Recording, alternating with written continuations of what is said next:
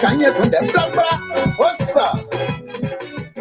Yeah, my attack one night here. Apogeta, my attack one night. My attack one night here. My attack one night here. Apogeta, oh, my attack one night. Apogeta, see you go. I say, oh, like Apogeta, my young man, say, Apogeta. I'm going to go. I'm going to go. Get a young guy. See you go. I say, my young one is in your car. Yes, sir, for my young. So just say, oh, God. I drop or I yes, I die. On the side of your eye, you my get out that no try it forever. Why you say you play? I be on your play. Put that yourself, you put that young man you. I say, oh, my son. You are a minute glass, say, oh, my God. You say, oh, let you be just say, oh. Hey, my yourself, I'm not looking. I say, oh, glad you. This is a special music for Dr. Jawari Jonathan Wele, a birthday music and a graduation music as well. Congratulations, our professor. You are achieving your doctorate in nursing today. The family say congratulations to you. And not forgetting Brother Tony Wele. About part two, you could be up waking. I think Halina Pawu. Moi said, the Raw Island. Jaretta Pone, Raw Island, Yapolu. Mother Javier So in Raw Island, Magio, and not forgetting the graduate father, Mr. John Carlo Welle in Liberia. Yeah, the graduate daughter, not forgetting Shannon Taylor or Chicken Air. We want to remember her late daughter, Yola Taylor Wagner Taylor, rest well. Justina So in Taxi, Mother Teresa Wagner So in Raw Island. Okay, I drop it. Everyone do a birthday, everyone listen. I say, oh, God, you. I say, oh, what's I did it? I say, you. I do this. Wow. Nari Chani girl, she is the cousin. And not forgetting Shati in Denver, Colorado. Nikki Bernard, Raw Island. Man Jojo. I said, my, I don't you. Mr. Faso Sianso. Well, I'm over there. I want to know.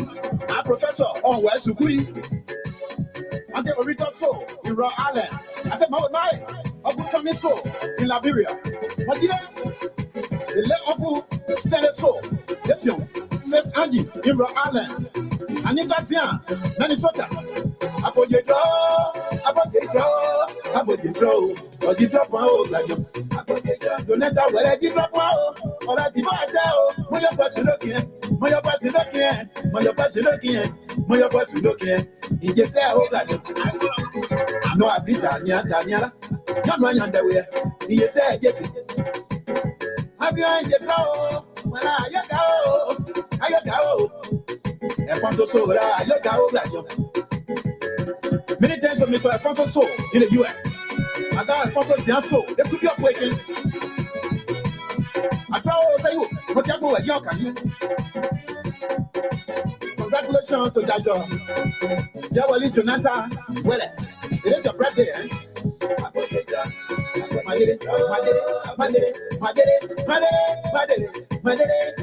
just say, oh, God, you bet that money. They come right now, whatever. And where you are,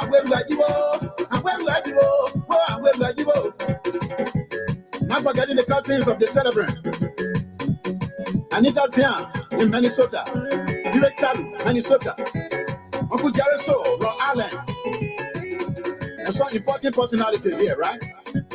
Not forgetting our late father, Johnny Zian So.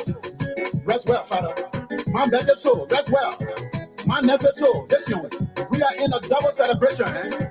Congratulations. It is your graduation and your birthday as well. We say happy birthday, congratulations. Our medical director. I want to say many thanks to all of your friends who attended the occasion. Dr. Jawali, extend our thanks to them.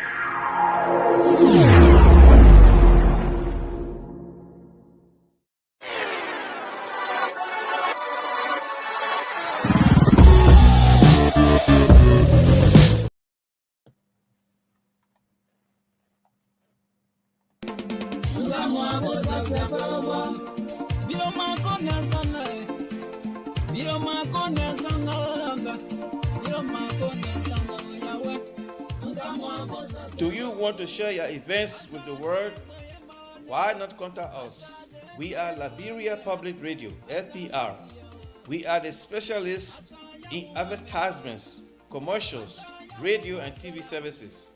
We have the professionals that can help you sell your products and provide live coverage of all events such as weddings, conventions, graduations, reunions, anniversaries, sports, birthdays, baby showers, religious activities, funerals, and many more. Take your phone right now and call any of the following numbers: 682-433-8802, 267-648-6089, 484-786-3337, or 916-533-2048.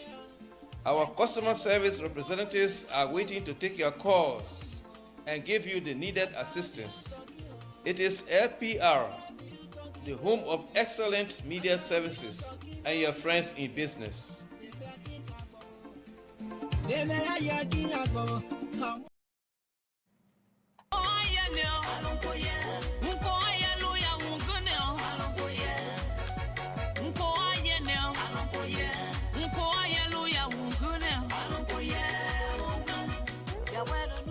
Hello listeners, this is Mazola, the lover boy. I'd like to invite you to this exciting program. It is called Dancing for Jesus.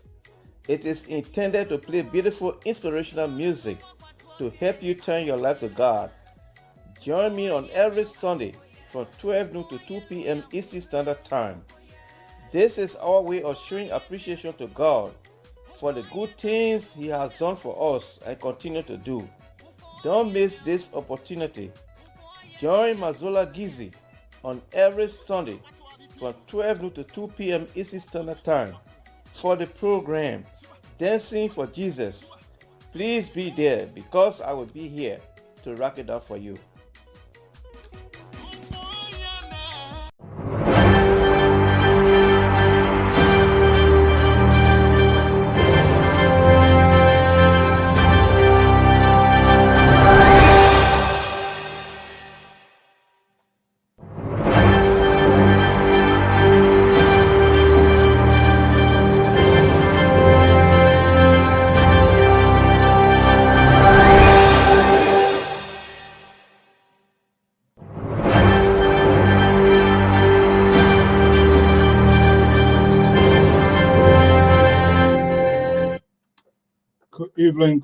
Good evening. So I want to welcome you this evening. I'm Alfonso Z and Salt of the Liberia Public Radio and LPR-TV. Thank you for sharing your evening here with us. Time check is 8:12 Eastern Standard Time right here from the New England Bureau of the Liberia Public Radio. And this is today's editions of All Things Considered, and very shortly we will have all of the analysts. They will be here. And we'll be having a conversation here this evening. Of course, you will participate. The number there is 781-363-5930 is the call-in number to participate. Let's give quick recognition to folks joining us inside, outside of USA this beautiful evening here from the East Coast. So let's welcome Mr. Clarence Davey, aka Rescue 3. They are the disciples of the liberal on this network. They get Rescue 1, Rescue 2 / Reverend in Minnesota, and they have Clarence Davis because of his massive support to the liberal ideology on this network. So he's been coordinated, he's been set aside, he's been given a special treatment. That's how the liberals, that's how they behave. So he is the Rescue 3. And this is why when you see the liberal is always on here, he takes the bullhorn and go wide to call his people, to support him, to elevate him, to cheer him up of his ridiculous way of analysis just for himself and to appease his audience. But Clarence, I want to give it to you. We say, welcome. Thank you for your commitment here this evening. Aliyu, good to have you here. Benedict, good to have you here. Florence Kofa. I'm not sure whether, Florence, you have been here before. If this is your first time, we are so excited to have you here. Stephen S2, Stephen Sly, we were to call you S2. Good to have you here as well. Dorothy Bangate, of course, and on Joyce in Minnesota. Joyce are in Minnesota the other time, but anyway, sometimes when you go to places and they're just so high. The tensions is just so high activity here. But hopefully some of these days will come down. We want to see. We want to say thank you, all of you, so much for always being there, for always taking up your time to chip in here to have these critical conversations. That's probably some of the things that come from out of us. Some of them hurt, some of them honest. People give their own views, their opinions as to how things happen.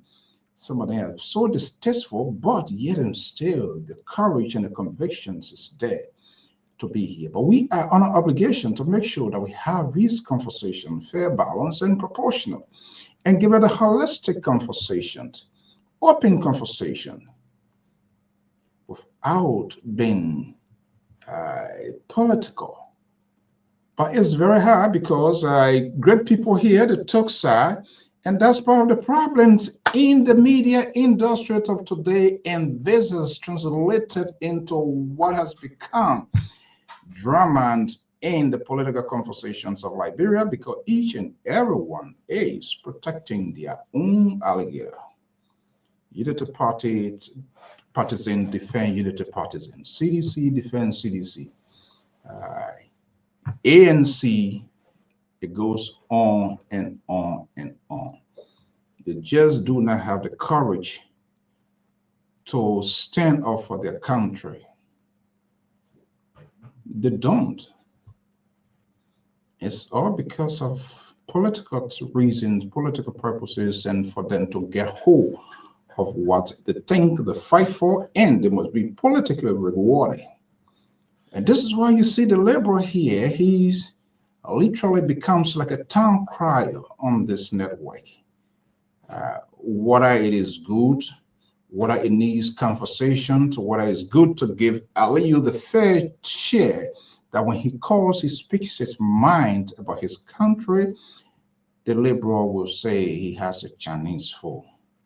But when Clarence and his supporter, when they call, he made a public declaration. You get 10 minutes, go ahead, because they speak to his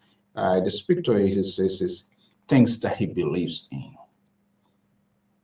But those are things that we have to visit. So soon, it appears that the conversation for 2029 is already at hand. But I am interested in what is happening now. 4 years, 3 years, that's too long. What is happening now? What are the critical things that we should look at as a people, as a nation, as the government, to find an immediate resolution that before you can even sustain your breath for 2029? It's being ignored because for politics, because they are doing it on purpose to distract us, to distract you, so that your eyes will be removed from the ball. And then it goes slide away. That's the cleverness, that's the smartness of politicians. They are very good at distraction. Some of these things you see them coming, so when they find out that things are not going to right, someone from somewhere would just come up with some sort of ridiculousness. And then, of course, the media also really like to grab things to run with it. Then everyone else's eyes removed from the ball and begin to focus on what is happening. But we must have in the back of our mind that we must keep focused and have this conversation. I am Alfonso Zianso here this evening. Very shortly, the analyst is going to be here. And even if they are not here, you are here. You are the very important figure in this national conversation. Because these people, they talk side, they get their side. All what they have come here to sort of spoon feed you with their political ideology, even if it is not to your taste. They will do everything they can to reconstruct the crime scene, to restructure the situation, the story, and present it like something in a transparent object, which is not the case.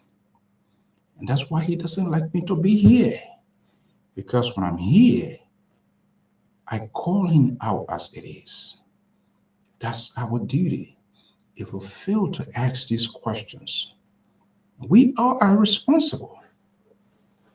And when the media, anyway, and the country fails the society, that is dangerous. Because we must have the ability to create a conversation, the narrative, without us being selective, to allow the electorates to make informed decision.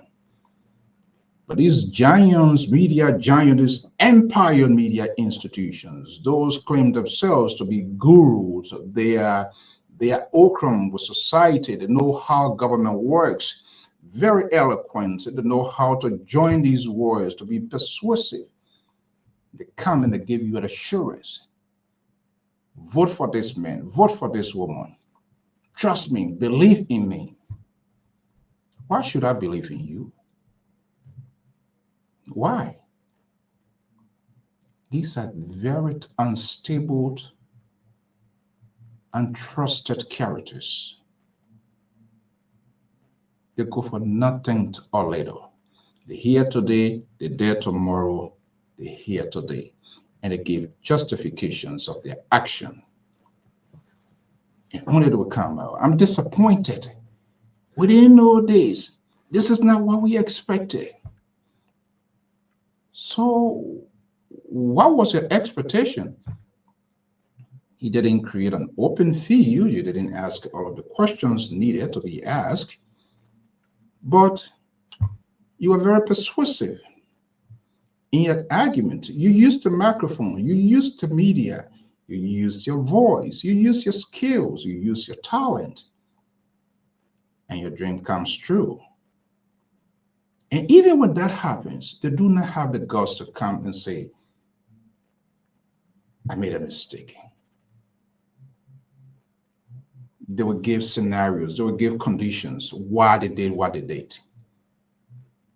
Because they want to be politically correct. Oh, here we want to square out, we want to balance it and have this critical conversation. And we're going to have this talk here on this network. So today is Wednesday. All things considered, we're going to empty all here tonight, and you're going to have the ability to also call in here to participate. Let me take this last quick commercial. Our analysts, the Minnesota politicians, another dropout of Tiawan Gonglo. He no one friendly with him because, you know, he's a nice guy. Don't get me wrong. He's a very nice guy, but sometimes he's like an octopus. The last time when you grab one soul, then this one pull this one on the other side. So you know that he and the liberal now, the relationship is sort of ziki-zaka, you know, right? A tabula rasa sort of relationship now that what is happening between he and the liberal. I'm going to usher him here very quickly. Welcome to Oliver, Sade, my man Sade is here, believe. Thank you so much for joining. Abraham Colley is in the hall. Let's take a quick break here, and I will be right back here in a little bit. Let's just take a quick commercial break.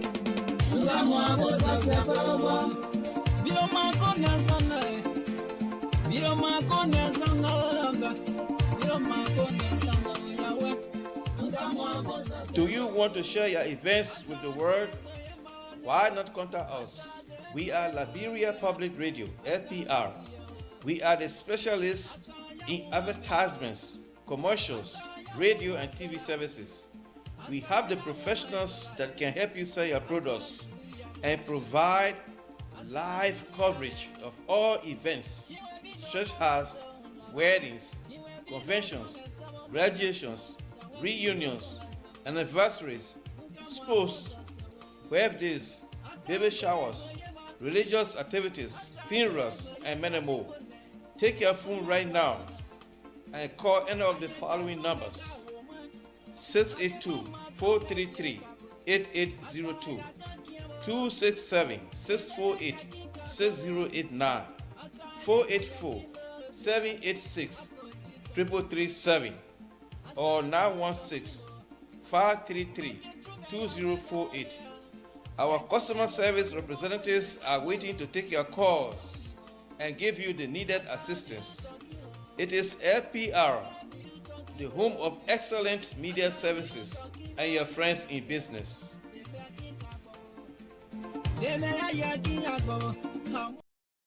Time of Francis and so the analysts they have assembled the promise. They said they were not going to show up, but they are showing up. But we allowed them to speak because it looked like there are other agents calling number 3. I'm not going to call who is that person. Perhaps they are sending a message and so they are here. But what happened was very bizarre. He humiliated Sissy Goyot yesterday. You see, that's the danger. He behaves like the CDC. When people who are your ally, when you alienate your ally, it's dangerous. He doesn't understand that. And so what he did was he got more closer to the political Reverend and forgetting to know the Reverend and this other guy, they are all Minnesota politicians. But sometimes the Reverend tried to distance from him because they put Sissy aside and the other liberal lady from New Jersey who also tried to be in the middle, but later on came back to side with Sissy. So it's just a drama. I mean, he is doing everything possibly he can to polarize this network of his socialist ideas. Let me bring in Sissy Warrior. He's not a good friend of mine too, because you never know where he lands. He's just a guy of his own, and that's why he's a very good, smart, bright guy, but no party will take him. Because those secrets, when you're talking, if it's not something, he just blow it up. Let me just bring King in here this evening. I don't know, he's an imam now or whatever it is. I'm not sure. But don't put my market. I'm trying to sell a market to San Jose. Don't put my market. You're going to Gizikiana? I want to be global chairman so I get course for free. I want to be. Let me bring in the liberal, the town crier for President Joseph Newman Boyka. I don't know. The knockoff. What a lady name? Sissy, Fatumata. What name? Oh yeah, Fatima for deputy minister for urban affairs. You know that position used to be there. It was a standing, but now it's on a ministry. It used to be a standing position for rural development, wasn't it? Yeah, but it was all like a tournament. That was a very, I don't know whether the grave is still there. When they will call our liberal, they call our Jerry back on. They left liberal out. That is unfair. The people move me liberal from one late talk show we have on here BC. They do buffet down with it. They tell me let my own begin enjoy the ball. Me just can't get anything for all that out. The iron eater. One day because they were doing 5 days. All right, but they just one day. Next time 1 2 days. Next time 3 days. Before I learn, I ain't grew again. You know what? I get a whole specific library. The 2029 go first. They're not leaving me beyond. We always shout hallelujah. We will yell. We will scream. I come and wash my hair from the independent because when you stay neutral, you want your food. Yeah, you can't be talking you neutral. You're drinking Sycamore tree root. I think expensive. You know who's saying that this down the market? The Sycamore tree. When you poking you on it can be strong. We're selling it. What are you talking about? Am I on the Sycamore tree? I'm a Sycamore tree guy. What are you talking about? Liberal help you to explain. Hey, man, Liberal text them here. Okay, gentlemen, tonight is All Things Considered. Good to have you here, Mr. Goya, the liberal progressive from California. Good to have you as well. Let me remove this here so Sissy can say, like, I don't want to treat him like a liberal, even though they are all stuff, but I don't want to be like a liberal. I can find different stuff to put it here. I want him to be visible. I want you to be seen. Gentlemen, good evening. Good to have you. Mr. Godwin Weado, good to have you here. Roland Harris Wajian, LPR national correspondent in the southeastern side of Liberia. Thank you so much for your sacrifices. You are doing an extraordinary job. I always getting some good images from you. Okay, gentlemen, good to have you here. I want to give intro to what you have. A lot is going on. We're hearing the president more, how you call it, announcement. I think like 2 hours ago, the presidential press secretary tweet out people want to be eating eggs, so they're going. This is they brought down. What was the thing said? What the other thing? What the liberal tell me? What was it? What was that? What thing I said about that? Because yesterday I tweeted, I said you're bringing another diarrhea stuff in the egg now, so they will start fatting and doing all kinds of crap in the public there. So that's what happened. Let's bring in the princess of LPR. Oh, you guys, but you know, you don't listen to me too. The liberal called me this afternoon and he was so ridiculous. Oh, I talk Koto, we all Koto, Nale Boyka, Koto, anyway, let me do that. Koto Jala Balayan. Good evening, to welcome.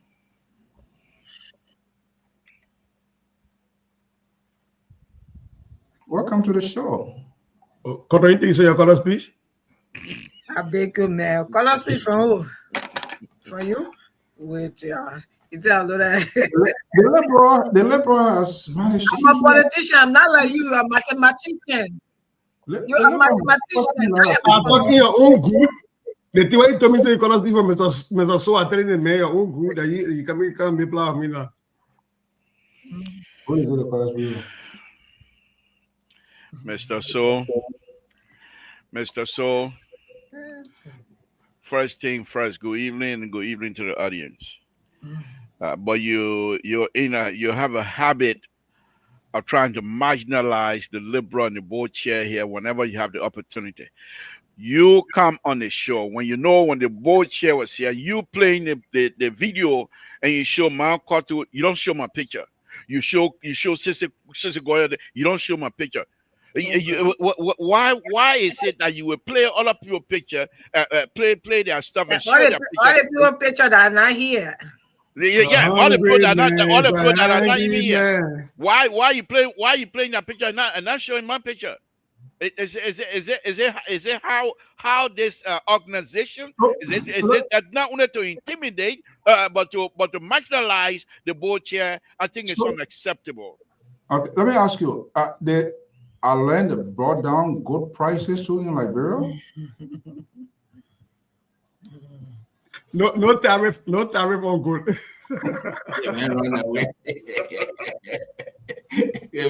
No tariff on good. The money go post it is easy. I want to like it. Oh.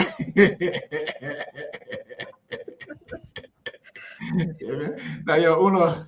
Okay, guys. Good evening. Welcome to the show. Thank you so much.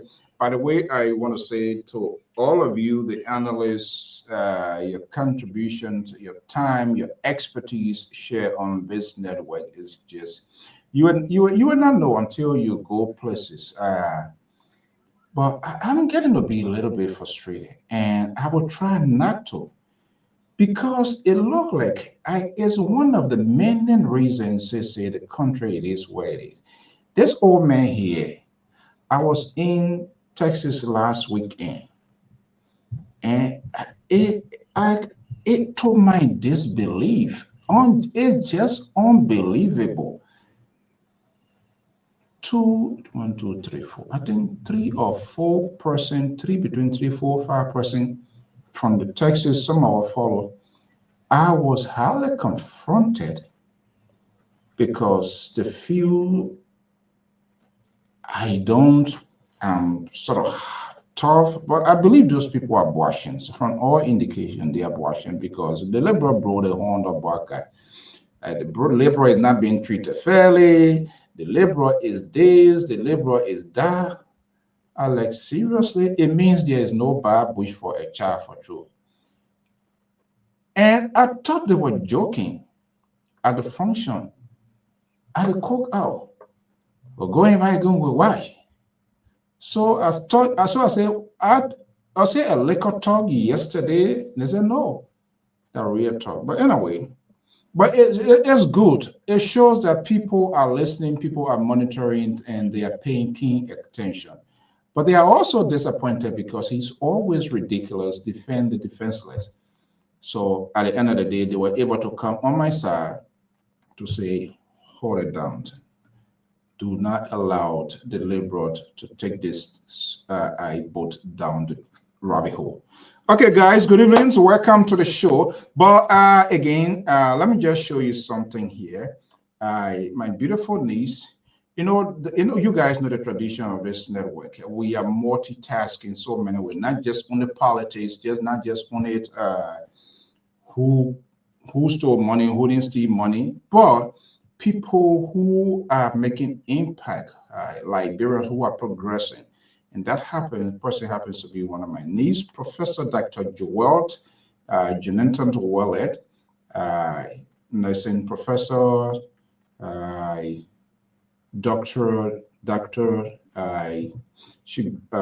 we had a beautiful honoring program, 50th birth anniversary. And it was just wonderful. It was just wonderful because she, with the support of mother and here, I remember she came here, she was like 12 years old. That was around, I believe, 1986. She was in cathedral and came, learned in good hands here, our aunt. And, she followed the the profession of her aunt, who is also just a retired nurse and was able to go through the system that stay focused to reach this way. So I just want to say congratulations to Dr. Wallet for all what she did. But not just auto A. And this is why we told people you can support this network by asking us to advertise, to showcase, to allow us to tell your success story. Mr. V, Elijah V, good to have you here. Gumpu, good to have you here, to tell your success story. So this is how it was done the Grand Gita way. Sister, you say you declare say this. I'm not talking to you, liberal, because you get a citizenship with Lofa. You're Gizi man now because Joseph Boyka is from outside. So you say you're now a crime making.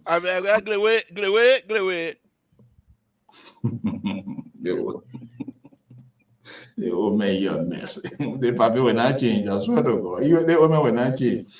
Well, let's watch this here. This is how Professor Dr. Joel entered the chandelier room in the event hall in Killeen, Texas, before friends, family, and fans that usher in the program.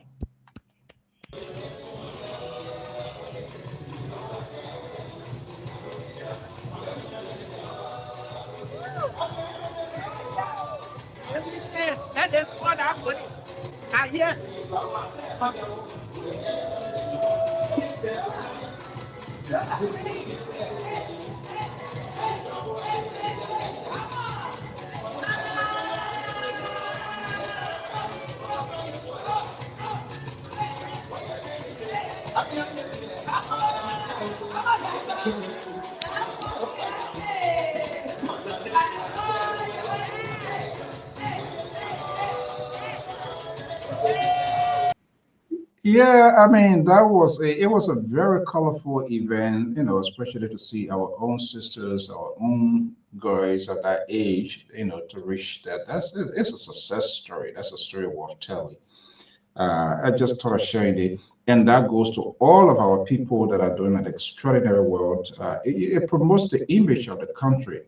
So it doesn't matter where you are, anywhere, any place, we are unlimited. Let us know, be it a reunion, graduation, whatever it is, we are there, both here and inside Liberia, to tell your story. Okay, guys, let's get the ball rolling. So welcome to the show. Let's get it going here. Let me start with Sissy Goyo. Oh, Koto, sorry, I think you're staying in the background. I'll tell you. You took yourself all right, or was that a liberal? No, that you didn't. Yeah, cheap politics in one play, man. Then I mean, more. So. you throw the woman in the bag. That I mean. You say you want to park her in the garage. And that's what you try to do here. Yeah. In the what? In the what? Let's move on. Let's move on. In the what? I say let's move on. Okay. Man, number 2, man. Terry, I got a good news for you here tonight.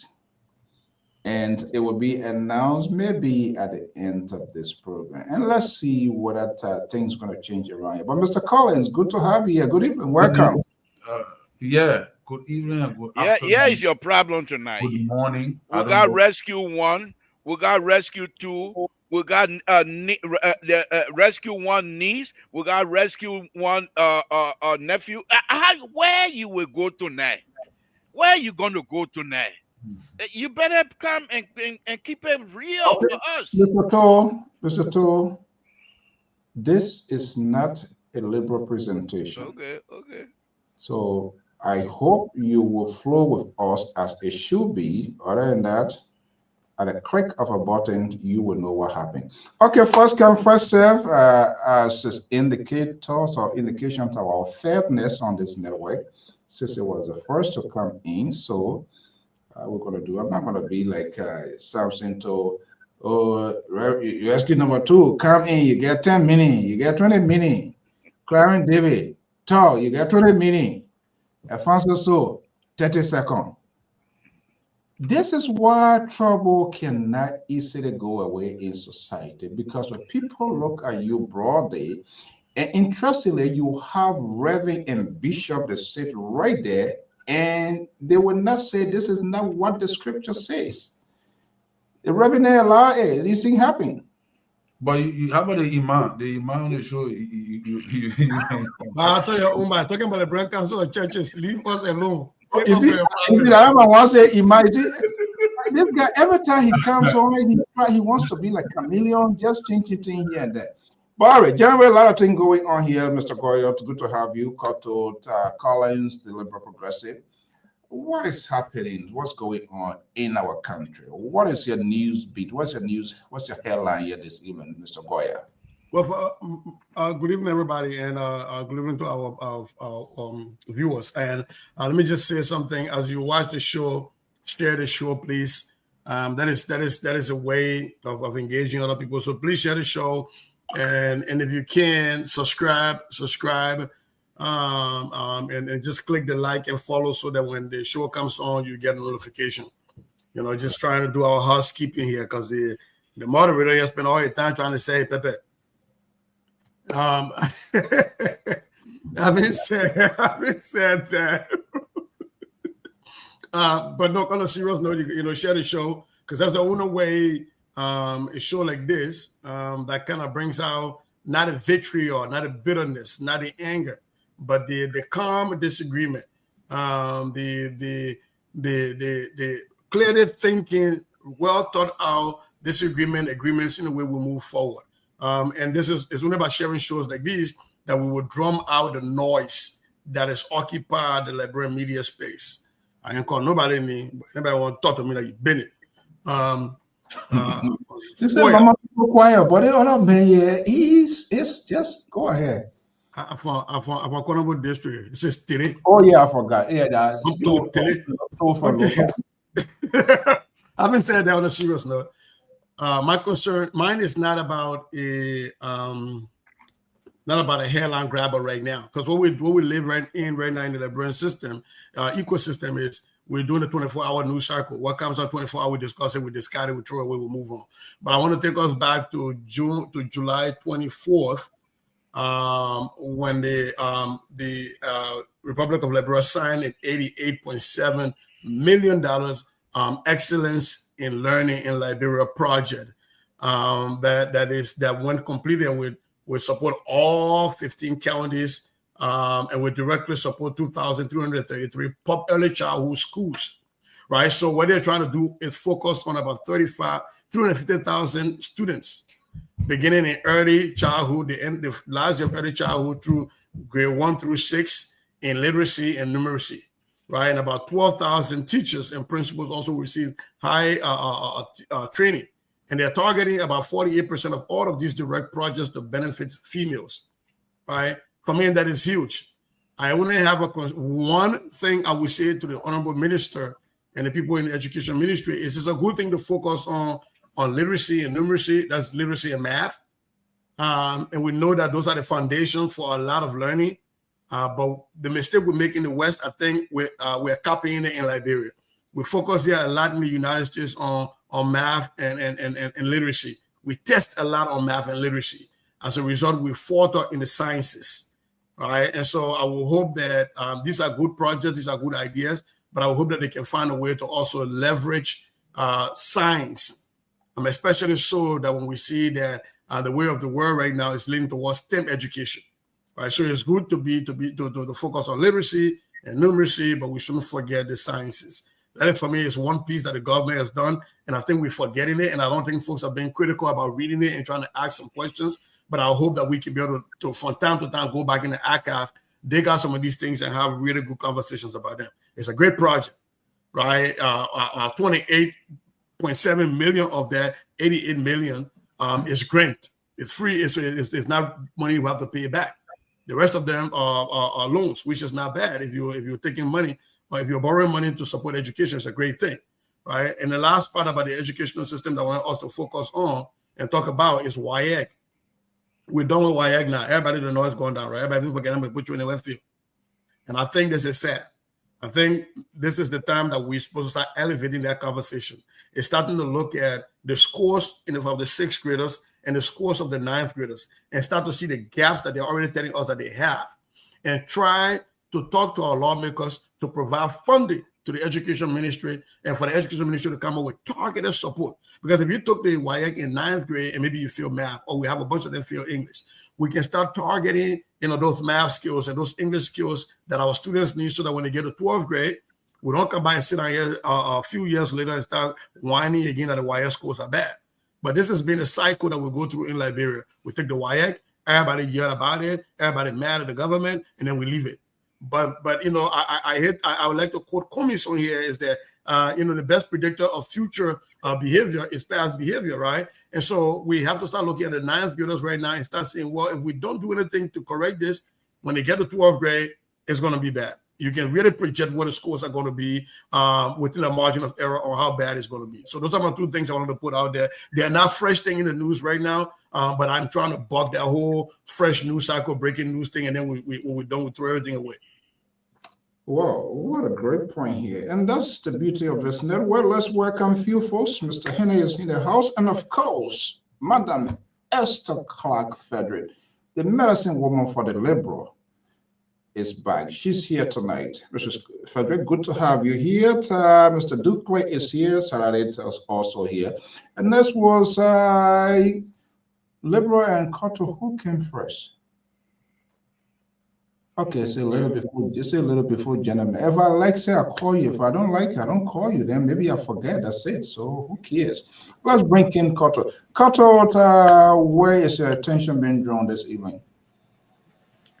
Thank you, and hi to all of you and the people of Liberia. I'm glad to be here tonight and to discuss the issue of Liberia and what affects all of us. My concern is actually drawn to, and thanks to for that highlight on education, for where most of us, our concentration actually is the two major things right now. Not that other things are not important, but when you are healthy, the next thing is to get a better education, and the next thing is you should have food to make you healthy. Those three things, are the major concern for me. And when those issues are arising, I pay, key attention to them. And I want to say thank you, Sissy, for highlighting that. My addition to that is, I don't know whether it's an uprise to my end or my hearing, but there is an issue of where people are being killed because of the stealing of motorbikes in the country or every part of Liberia, because I know how, family members or friends have been affected due to them stealing their bags. And I'm hardly, I concentrating on it because I saw a picture or a video of two young guys that were arrested and were questioned. And my heart broke because at that age, planning those kind of crime, it hurts me. What become of our youth? And majority I found on that line, trying to find a way to get a quick life.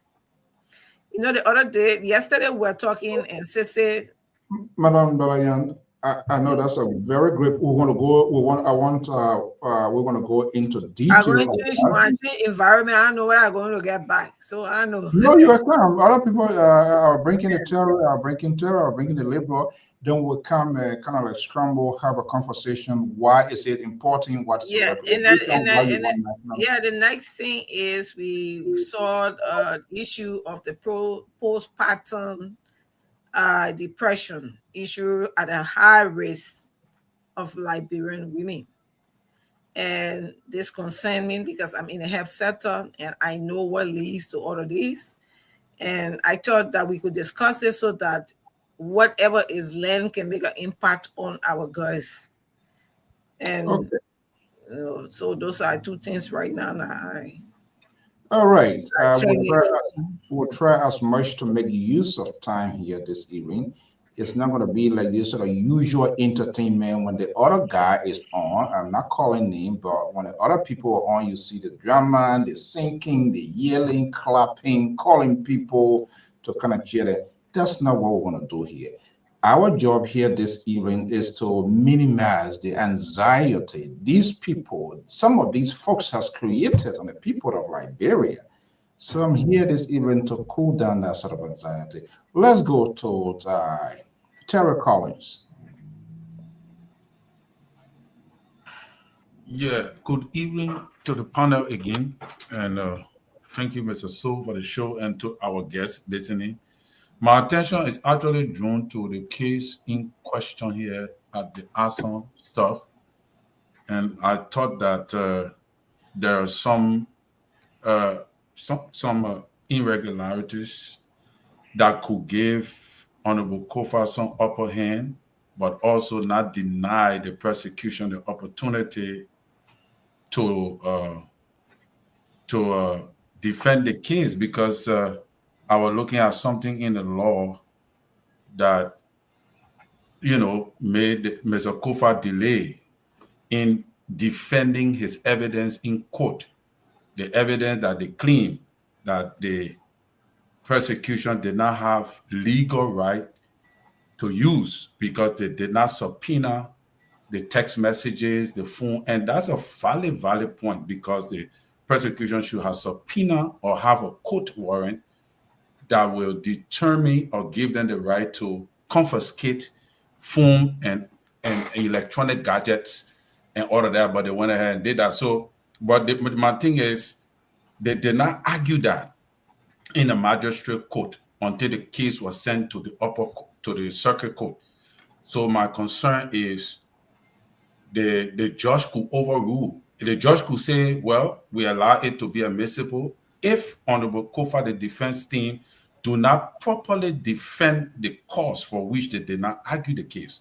So I was looking at something like that, and one of the guys I was talking with, they said there's a possibility that the judge could turn the defense lawyers' argument away because they did not defend the time when they had the opportunity. So I was looking at that sticky issue, and I thought that was something to look at.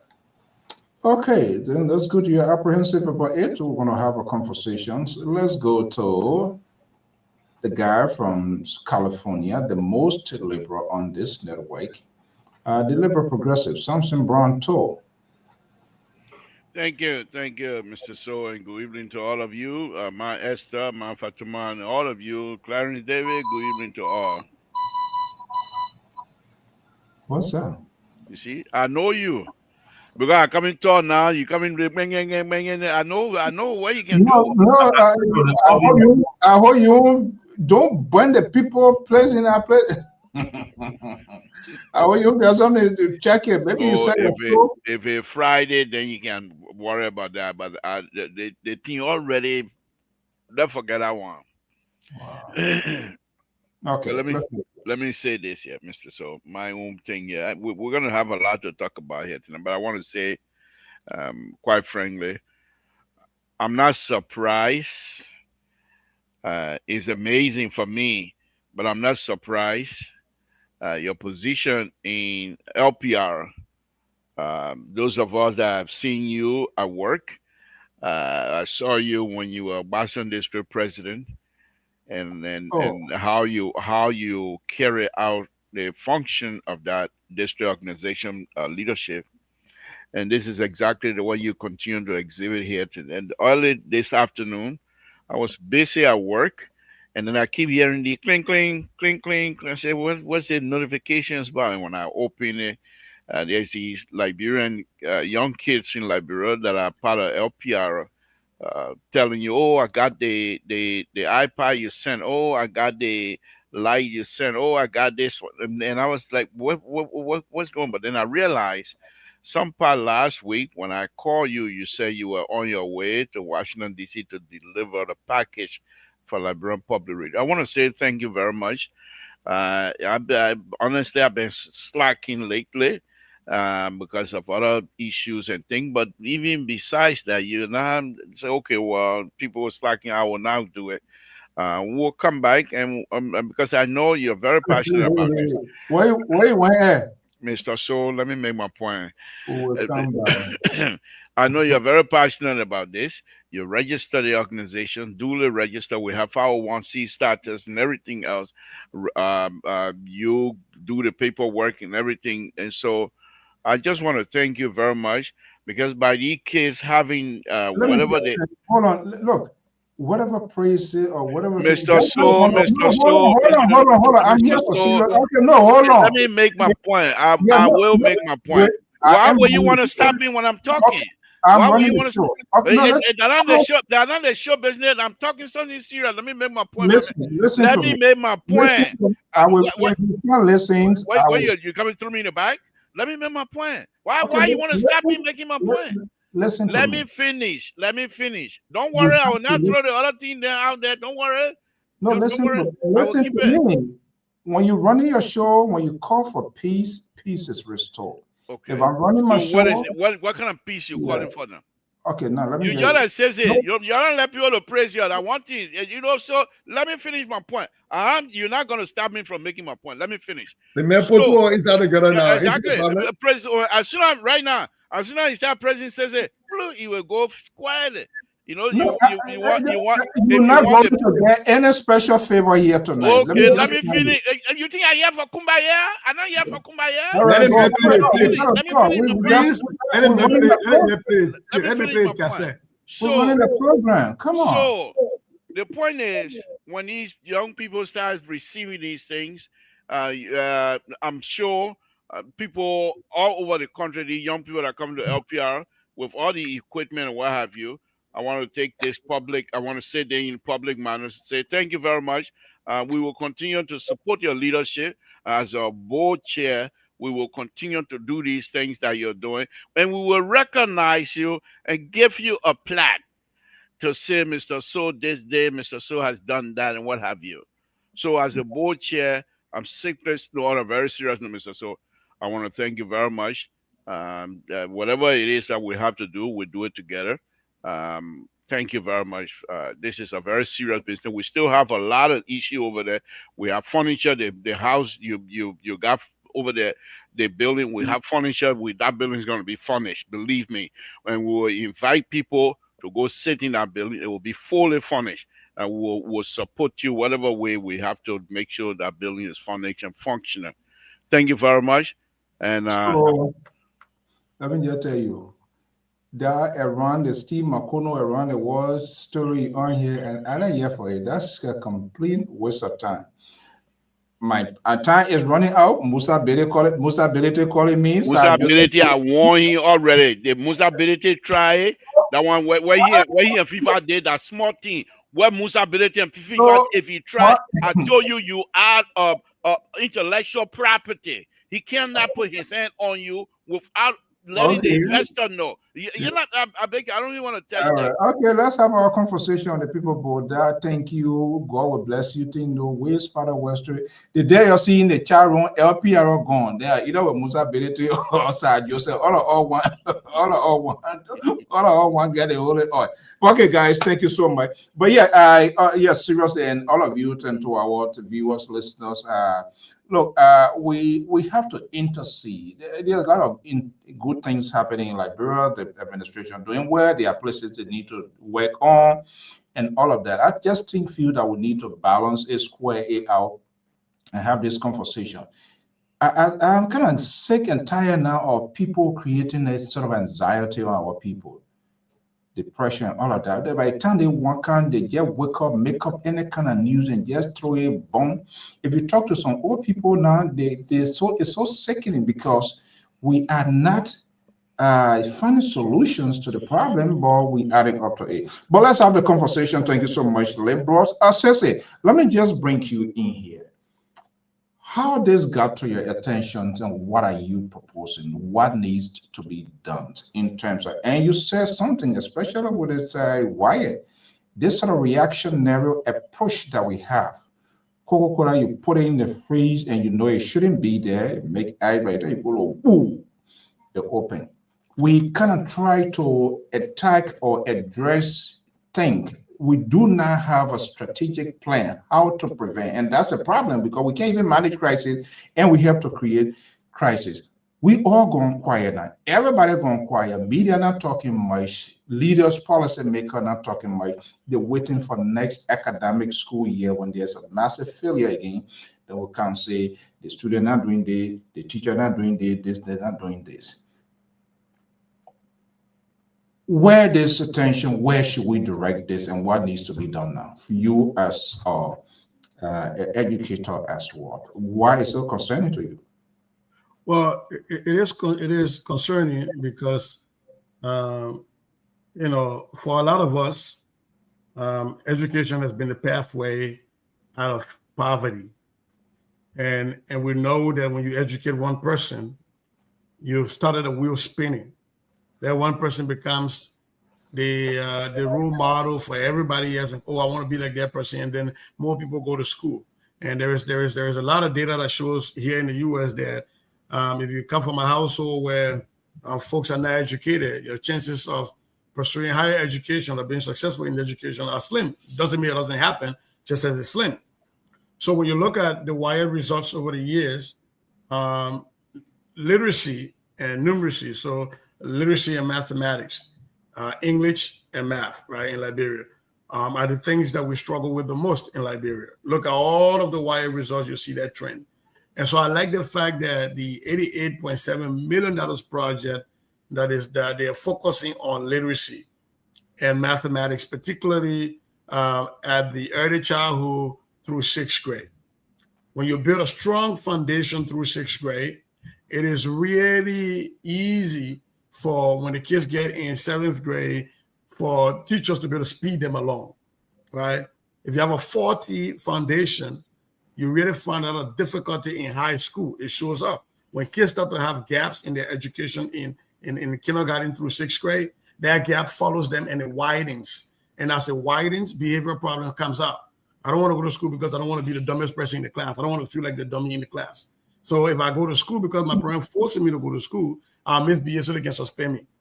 If they can suspend me and to ease down the people teasing me that we call it liberal or bullying that we call it here, kids turn to drugs and alcohol and a bunch of other things. So that's how some of those things start, right? And so for me, it's a good thing that they're starting this, but I hope that they're not just going to be throwing literacy out and throwing numeracy out there and just bringing anything for anything's sake. You don't just provide curriculum and pedagogy because that's what is available. You provide curriculum and pedagogy because there is a need. There is a statistic, a data proving need. So you have to look at the WIRE results, see where our kids are falling short, target those places, look at schools that are consistently falling short, and target those schools. We shouldn't have schools that we refer to as kind of like graduate. We're sending people children there. We're keeping them open. So by even allowing that to happen means we're picking winners and losers for the future, right? And so we have to be able to be, the government has to be targeted at that. If you ask me on a broader scale outside of this project and just the WIAC alone, I have proposed, and I'm going to say it again, Liberia needs to work a system. If it can't fit with the current West African Examination Council stuff, then they need to make sure that we can have our own national exam. And the reason I'm saying this is that we have to be able to do the final high school graduation requirement national exam, WIAC, whatever it is, in 11th grade. And then we should be able to do a test, a pre-test in 10th grade that will tell us what's happening, to know what these kids, what are they going to be ready for 11th grade before they get to 11th grade, right? So we can start grabbing them there. When they get to 11th grade, the reason for the 11th grade piece is that if you fail WIAC or any subject in WIAC and you have to retake, well, you stay in high school. Your 12th grade year, you still got to be learning, and you retake it while you stay in high school. When you pass WIAC, that means you met your graduation requirement in 11th grade. You start looking for vocational school or start registering some of these community colleges and stuff, or start doing vacation jobs. Right? That is a way to start to get our young people to start to learn on the job, start to get summer work that our kids do here, right? And so for me, that's the focus. We test in 5th grade as a nation. We collect that data. We analyze it so we know what's coming in 6th grade. We know where the gaps are. We start to plug those gaps before the kids go to WIAC. We test in 8th grade for the 9th graders so that we know what's going to be happening next year. We already have a screen, or we have a diagnostics data that we can use. And we do the same thing for 10th grade. For me, I think if we did that, if we just did it dress backward, and actually focused, and that we're doing this with intentionality. This is not a politicized thing. This is not, oh, we did this. It's with intention. We will be able to move our country forward in education. Okay, let me stop you there. And guys, I kind of want us to have a different sort of structure of conversation on this network, and that is when people bring, we all kind of jump through it as sort of the inside outside and questions and go to the next person on a topic or concern, so that we can have this question here. Let's bring in one of the independent, the converted independent on this network. Mr. Walton Keto is based in Connecticut. Hey, George, good to have you. Good evening. Welcome, Sissy. Kaba, good to have you here. Sissy, let me ask you here. And based on that, gentlemen, we can spend 15 minutes and make sure and touch each one topic of concern. That would be great here. Sister, one of the things that I've realized, and you have been very consistent, that is in line with your profession, with things that you do, is this data, because data is kind of, it gives you an idea where you fall short, where you need to move, where resources needs to be directed, where concentration is supposed to be, because it tells you in detail what is what. The late Abdullah Kamara, who is the former president of the press union, he had this research institute or group concessions. They used to be very good in getting things done. I'm not saying they don't have one now. Now, in the absence of data, how can we achieve, or government or the society can succeed, even if the fundings, the finances, and people are willing to do it, because they're just going to dump in it, and there will be no strategic way to really tackle, like you said, where these problems are. So a policy maker, decision maker are listening to you. Why? It's not just only the money. That money is good. But if they do not have a data to say, oh, maybe Grand Nigeria needs this focus point, these sort of resources need to go there to address a specific Bikana, Reboji, display, that play. If that is not done, what is the potential problem in managing the sort of funding that is being given to us? Well, then it becomes like, I don't know how many of you have been to Bombing County before, but when the LMC and NORC, the iron ore mining companies were there, they built mansions for their foreign staff in the hills. And when they left, grass took over, people still living in zinc shacks. So we will build these wonderful, beautiful buildings. We'll have all these great ideas. We'll have the $88 million project, and they will yield nothing. Because I always tell people, a building is not a school. A building is not a hospital. There are things that go into that building that makes it a school and that makes it a hospital, right? And so when you ask that question, look, here's the thing. People tend to make things way too big in Liberia. The system is already there, Mr. So. The system is there. We have county educational officers. We have districts. Counties are broken down into districts. What is keeping these district educational officers from organizing all their district principals and assistant principals and guidance counselors and looking at their data as a district and just saying for this Swamaka district, here is where we are compared to the rest of Bowman County, compared to the rest of Liberia. Here's where we are. Here's where we're struggling. Here's our bright spots. These are some of the schools that produce. And mind you, these students are moving around, right? So we talk about these students as a group so that if the student leaves building school A, stay in your district and go to school B, their data follows them, right? And having those conversations, so even the private schools can be able to do that also because the kids in the private school are also taking the national exam. So you're looking at a school, a district by district. Every DEO have at least a day or two to just look at data with their principals and come up with ideas on how do they tackle the gaps that they're seeing. Because I tell you what, when you start to look at the gaps in math between females and males, it's widening. Look at the data between females and male in literacy, is widening in Liberia. When you start to even look at the data, we don't have a data on how many kids are self-read that live by themselves and how many of them live with families. So when you don't look at their data, what we end up doing is we have an educational system that doesn't serve anybody. If you don't come from a very strong background or parents who will beat you every day to get the money to go to school, you fall by the wayside. Okay. Keto, good to have you. Welcome. Let me go to one of the analysts. If they have any question for Mr. Goyat, we're going to just spin that through the room, and then I'll be coming to you to see what you have for us here this evening. Guys, lady, any question to respect to Mr. Goyat point? Yeah. I don't have a question, but mine looked like a statement, because what he spoke about data, which is very important, and I want to speak on the reason why people don't focus on data. I'm saying that because when they put up, we saw recently we had some instructors or some volunteers. What is that? Sorry, it's my, I'm at work. I want to. Oh, okay. Sorry for that. Oh no, go ahead. No, go ahead. That's all right.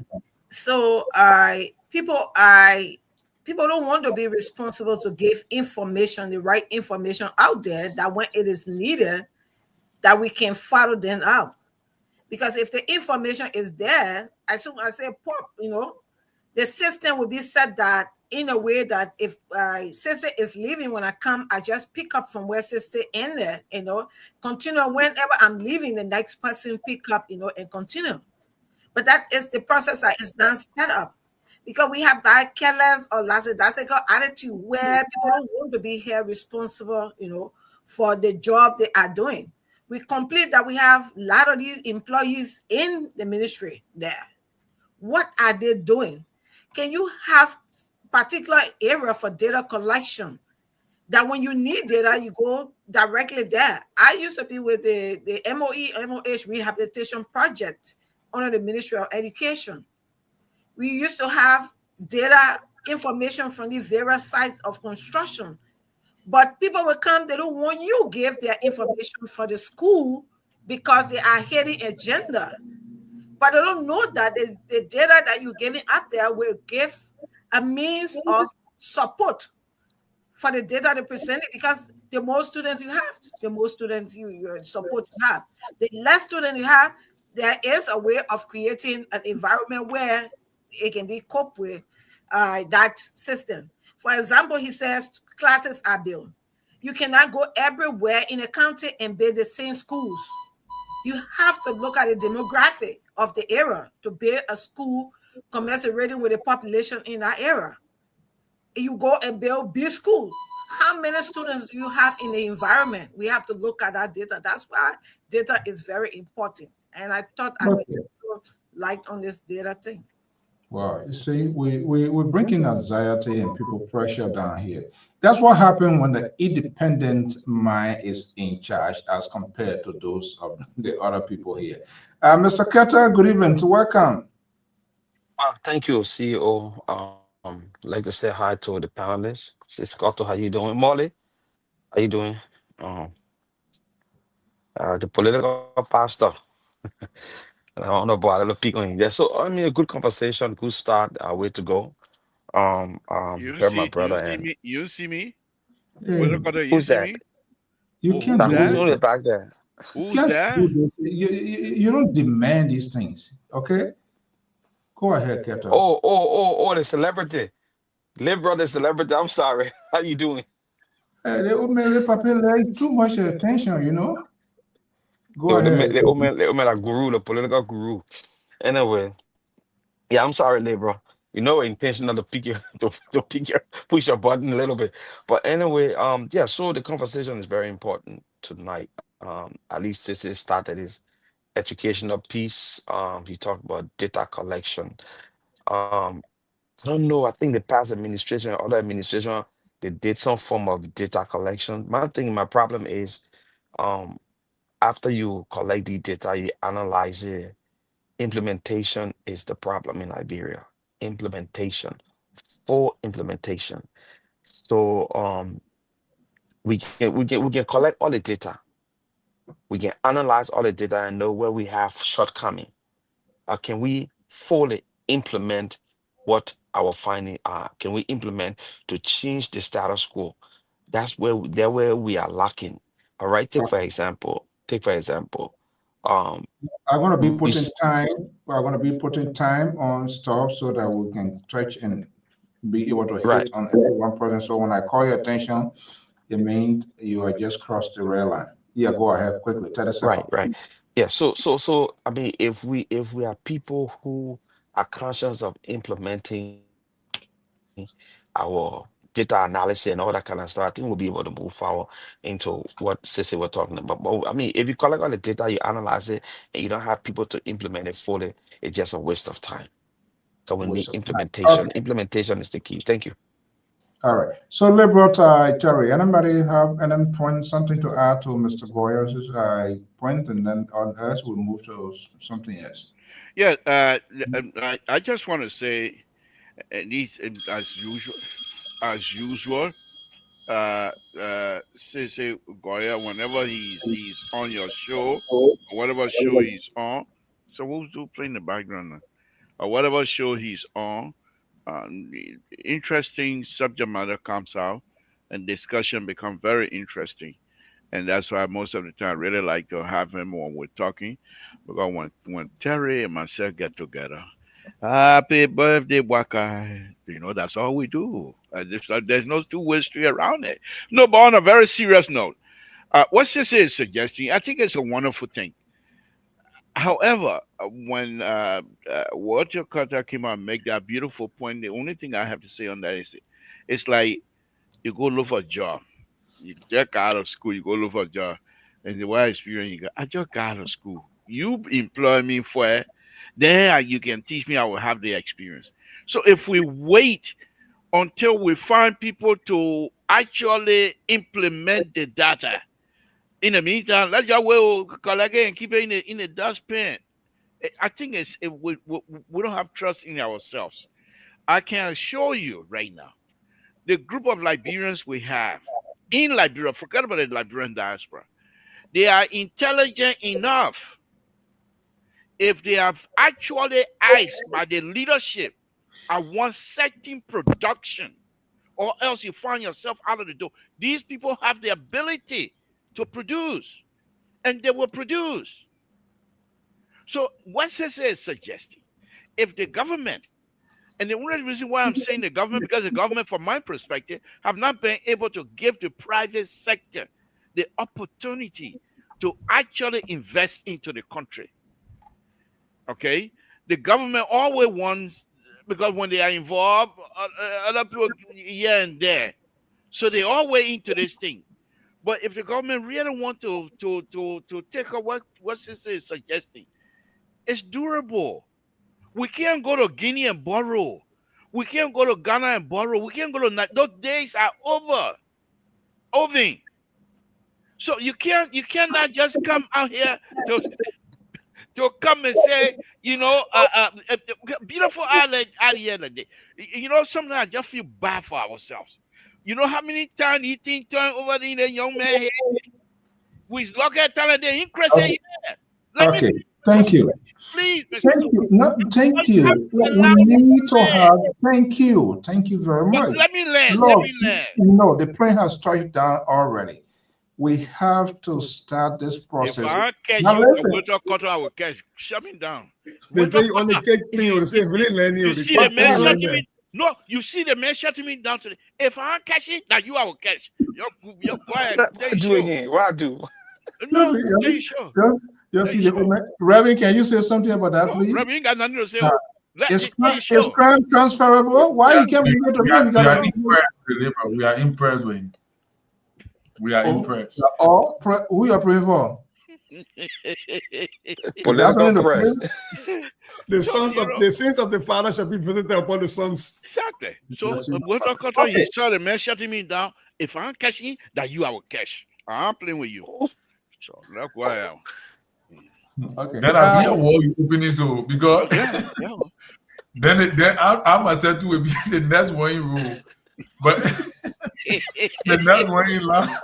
Okay. I take it back. We'll talk about everything go free because I got we'll talk about when you feel the pain, just let me know. I will know where else to carry. But Terry, let me come to you here. Sissy brought something Kato added a very good portion, and of course the Liberal expand on this here. So the question now is to you before you can add your piece. What is the way out for that? So, those entities need cash. The people want money. The people want money. You don't have the money, you don't get the result required. One of the major reasons our country is not at a certain stage now to compete with other educational institutions in West Africa is because of the lack of funding. We are not putting the money in the right area. Okay, I think that's the one I mentioned. Yes, I think that's the right one. That will be able to transform the sectors needed to upgrade our students to the level required to meet up with other international, level international schools on the same level of our institutions. So the government have misplaced priorities with cash, and most of these entities complain that they don't get the full amount budgeted. And even the budget is not even sufficient enough to cover all these places. Look at the teachers. Somebody just put it in the chat room. You got voluntary teachers that are complaining that they have not been paid. How do you get these things accomplished? Even if you get the data, how will it be useful if you don't have the money to push the narrative, for the work to be done? So let me hold you right there. And I want to bring Sissy in. Sissy pull cap on it here, so we'll go to Koto here. Terry just says something. A message or something was thrown in the chat room. Teacher are volunteering.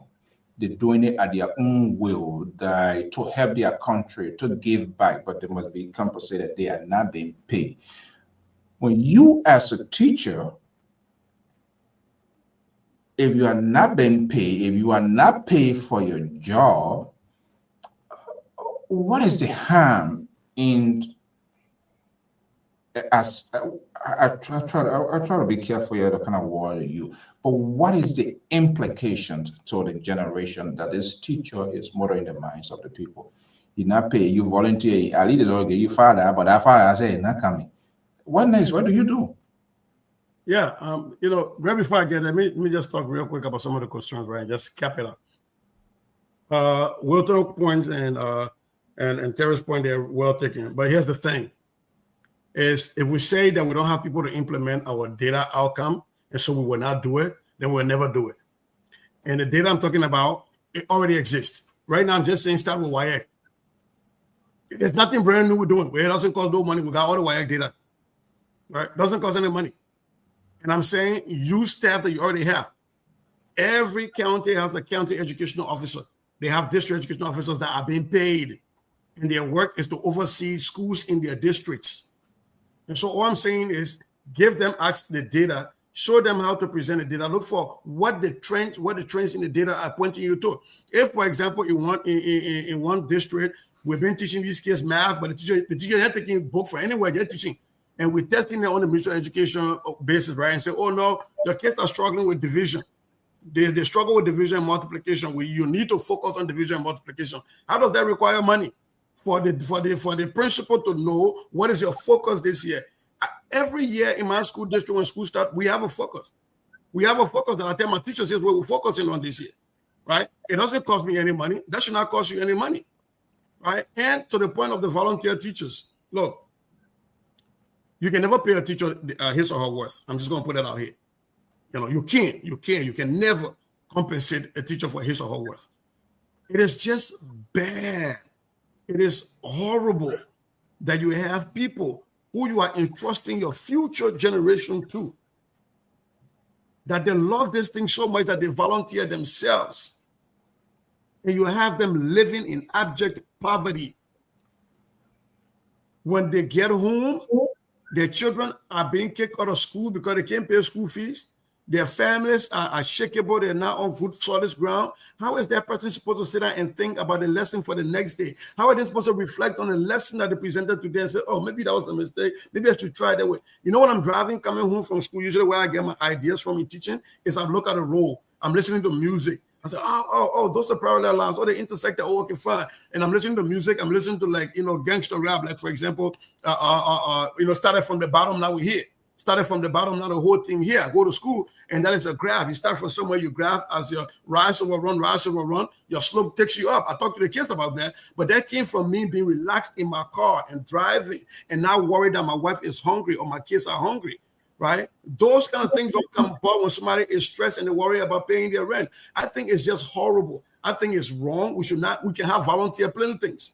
I don't think we should ever have volunteer teachers. That is just me. And it's not just about this government. It's about every other government. We should have volunteer plenty things. Volunteer teachers should be something we wipe away from our vocab. Okay. All right. Let's get to the next talking point this evening. Let us be succinct in our responses so that everybody going to get a piece of the pie. Kato, let's come to you. You are the next person to express. Why is it so important? Why should we talk about it?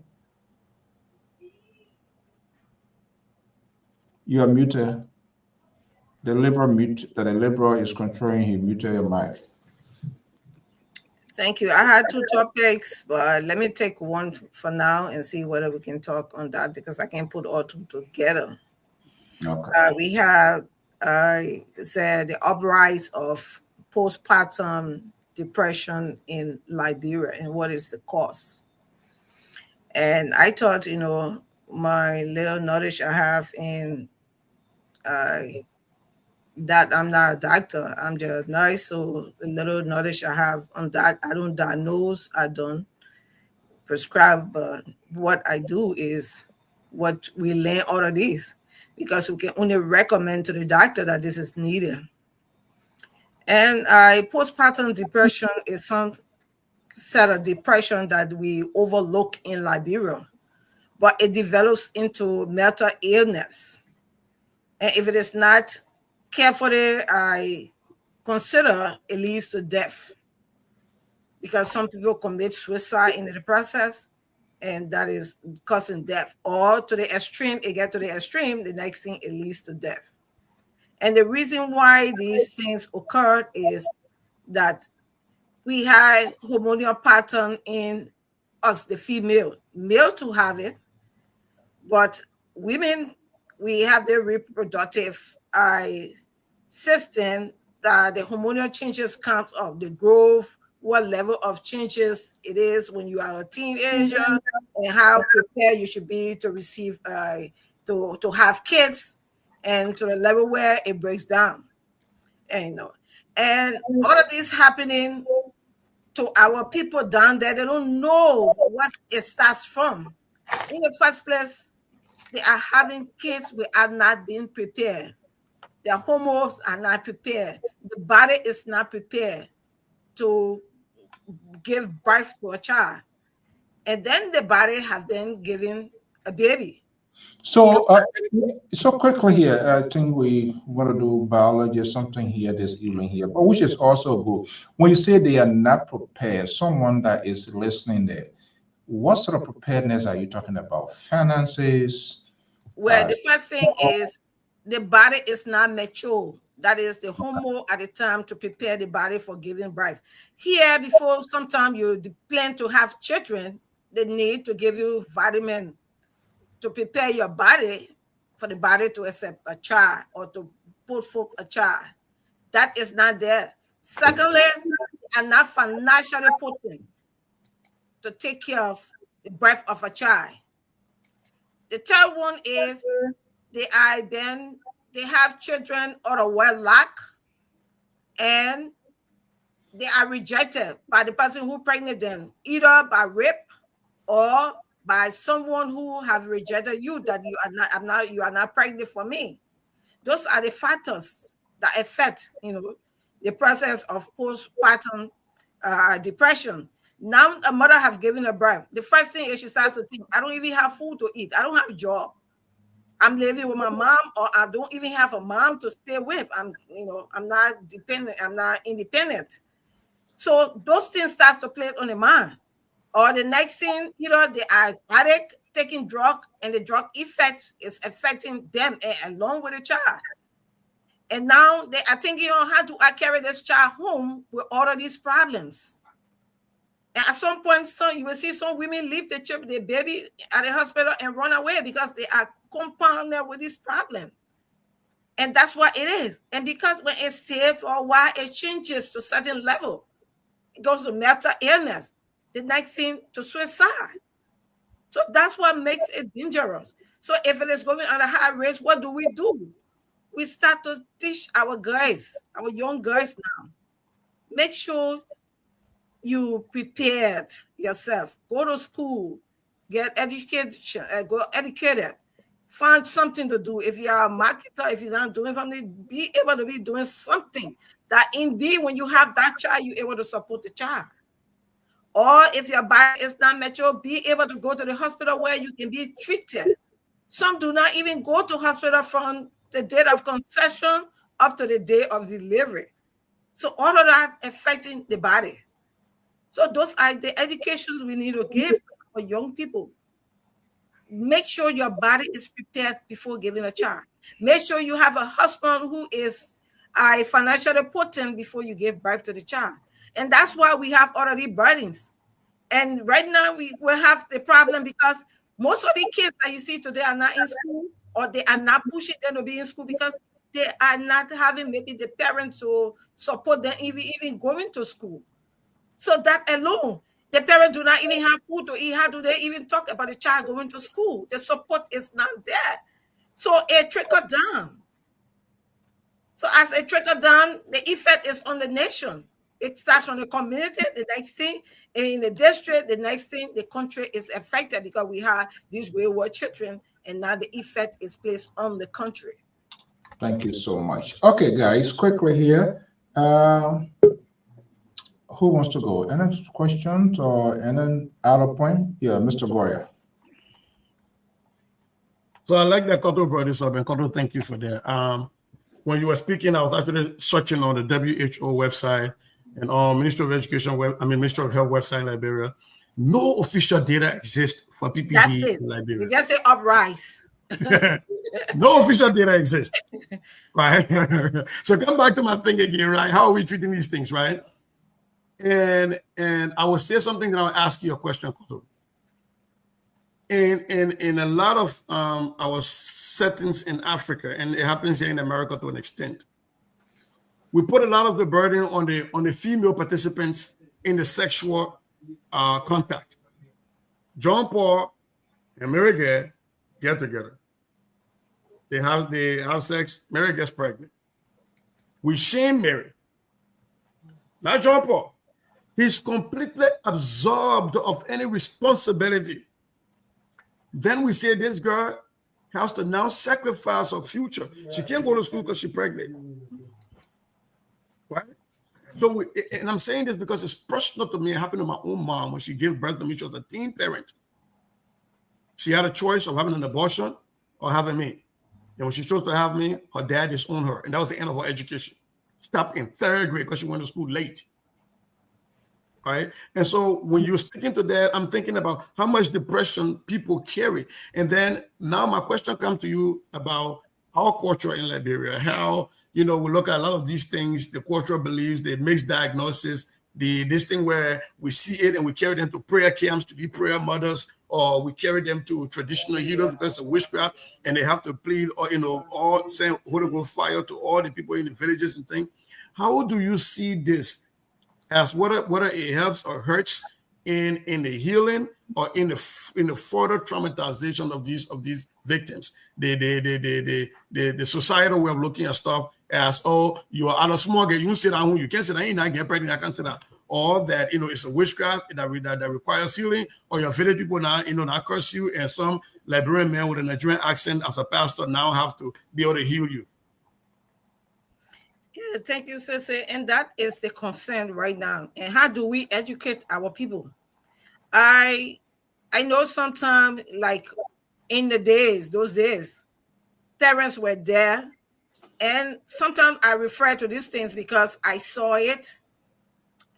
Some of these medical attention that we get, and I, from the nursing era, knowing some of the ritual or medication that was provided for those people those days were to nurture them. It is only now I'm knowing these things, because you will see all of the plants that are now on the market are those plants that we were using those days our parents were giving to us. I remember my first kid they had to make this soup. And then that soup was prepared in a special way where it helps to reduce the abdomen of a female right after birth. These things were there traditionally. But again, we got into the Western system. We try to deny all of these things. Okay? We try to deny these things. But these things were there helping the body. You see, all of these things that they deny that, oh, Africans are this, taking this, go on the market right now. See the what they call the nutritional benefit that these things have, that they told you that they are not good. They are the one now that many people are requesting to buy. So again, these things were there. It were helping our people. But on the level now where we have dive right there and say we are in the European system, it's not provided again. And then financially, they are not educated to the level to teach our children what to do. So they are faced with these things. Like you rightly said, they will say witchcraft. The person is facing that depression, and you keep saying the person, the wishman daughter, now finding the solution to the problem. Oh, grandma, that's what it is. Can I say something? Is to continue to, I don't know where it starts from. But we have to carry on the education about, the postpartum depression. Thank you. All right. Yeah, Mr. Collins, go ahead. Yeah, so the stuff you're talking about is all bogged down to poverty, my sister. When a country, that is why international data tells you that out of poverty, these are the kind of results you are going to see. You are now discussing postpartum, I think I see a lot of medication. Yeah, I see a lot of medication where I work with that. And it's a very good thing, but you discussing it from a place where the society create the opportunity for you to learn about it and to discuss it. Like we're talking about data, right? And seeing brother sisters talk about the data that you need to collect to know all of these things. And to collect data and keep track of it is capital intensive. To collect the data and keep track, because collecting the data is not the only thing. You have to follow in line with keeping track of the data to make sure that what you are collecting, you are tackling the condition under which you are collecting the data you're collecting. And you got to keep track with it year after year. It's capital intensive. So All of these things is bogged down to abject poverty. When a country is poor, these are some of the trickle-down effect that happens to the people. This thing you're talking about is very, very educative. But how can we translate it to our condition in Liberia? When the JFK or the healthcare system maybe will project a budget of 300 million annually, but then the government can only provide 200 million. And in the 200 million, again, people gashing.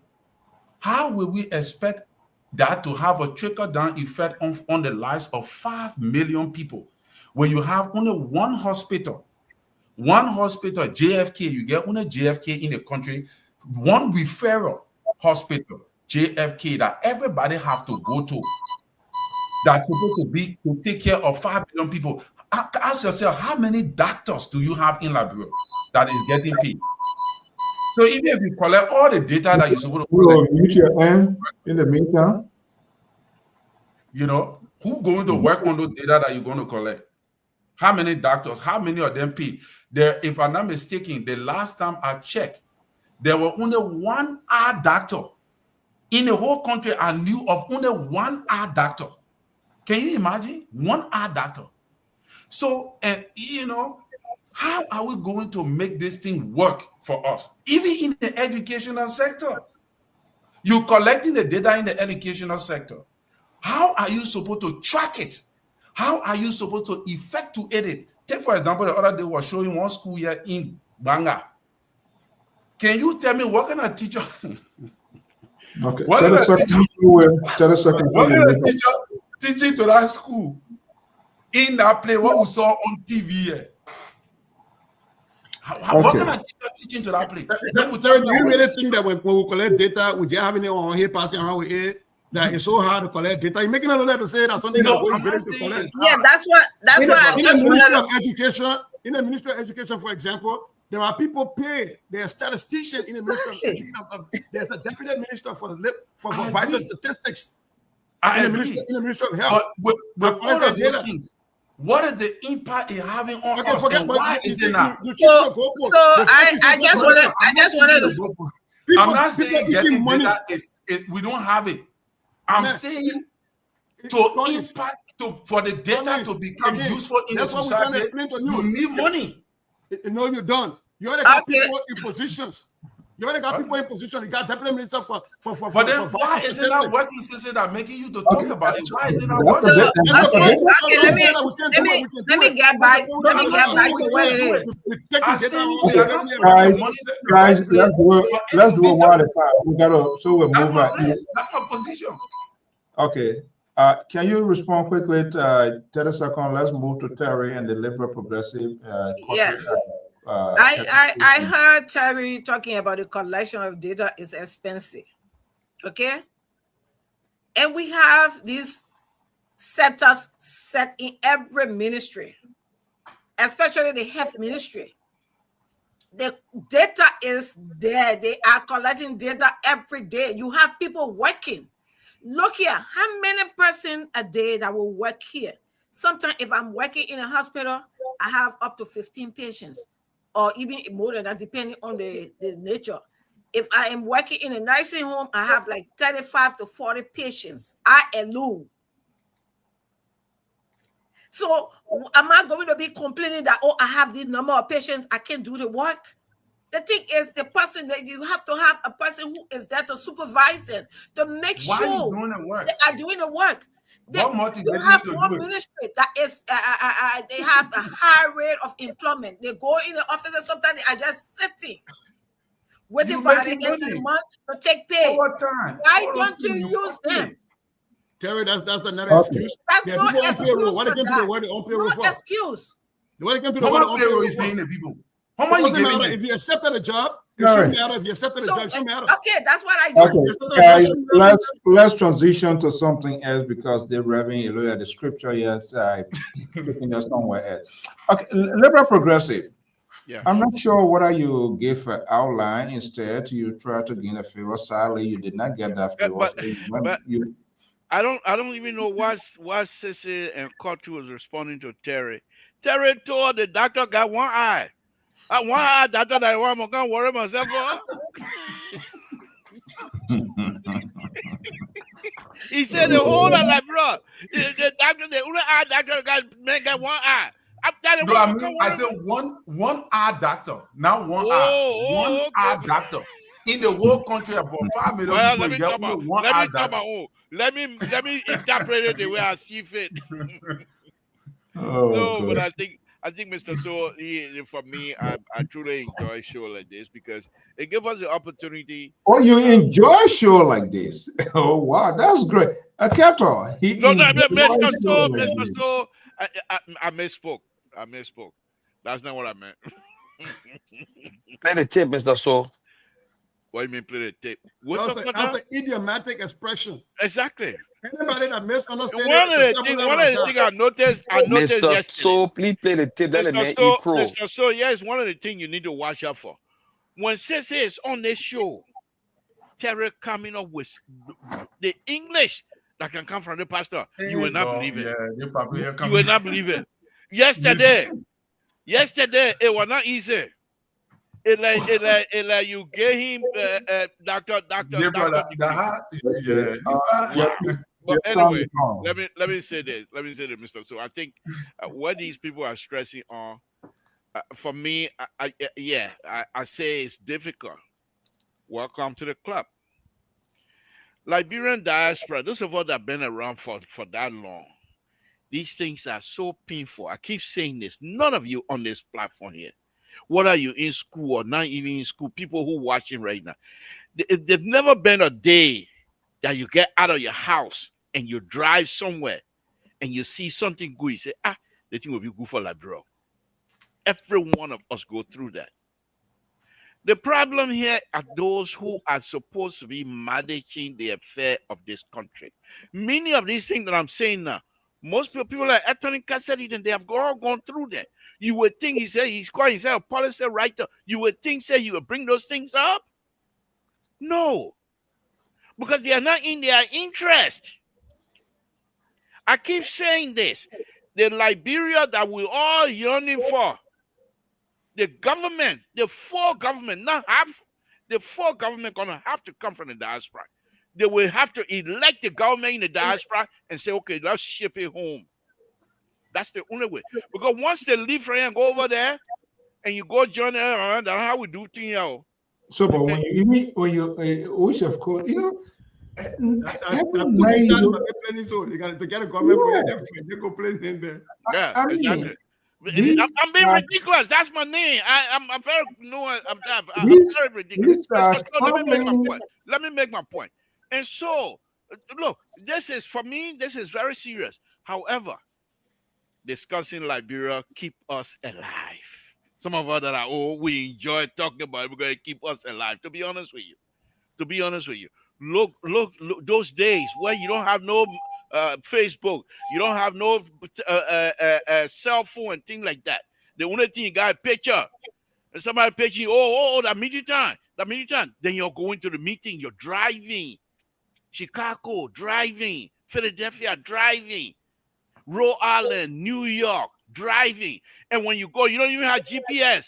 Then when you stop to the payphone, you put your 25 saying, "My man, yeah, okay." You see the other light, yeah, count 4, 5 light. Then when you count those light, make a right.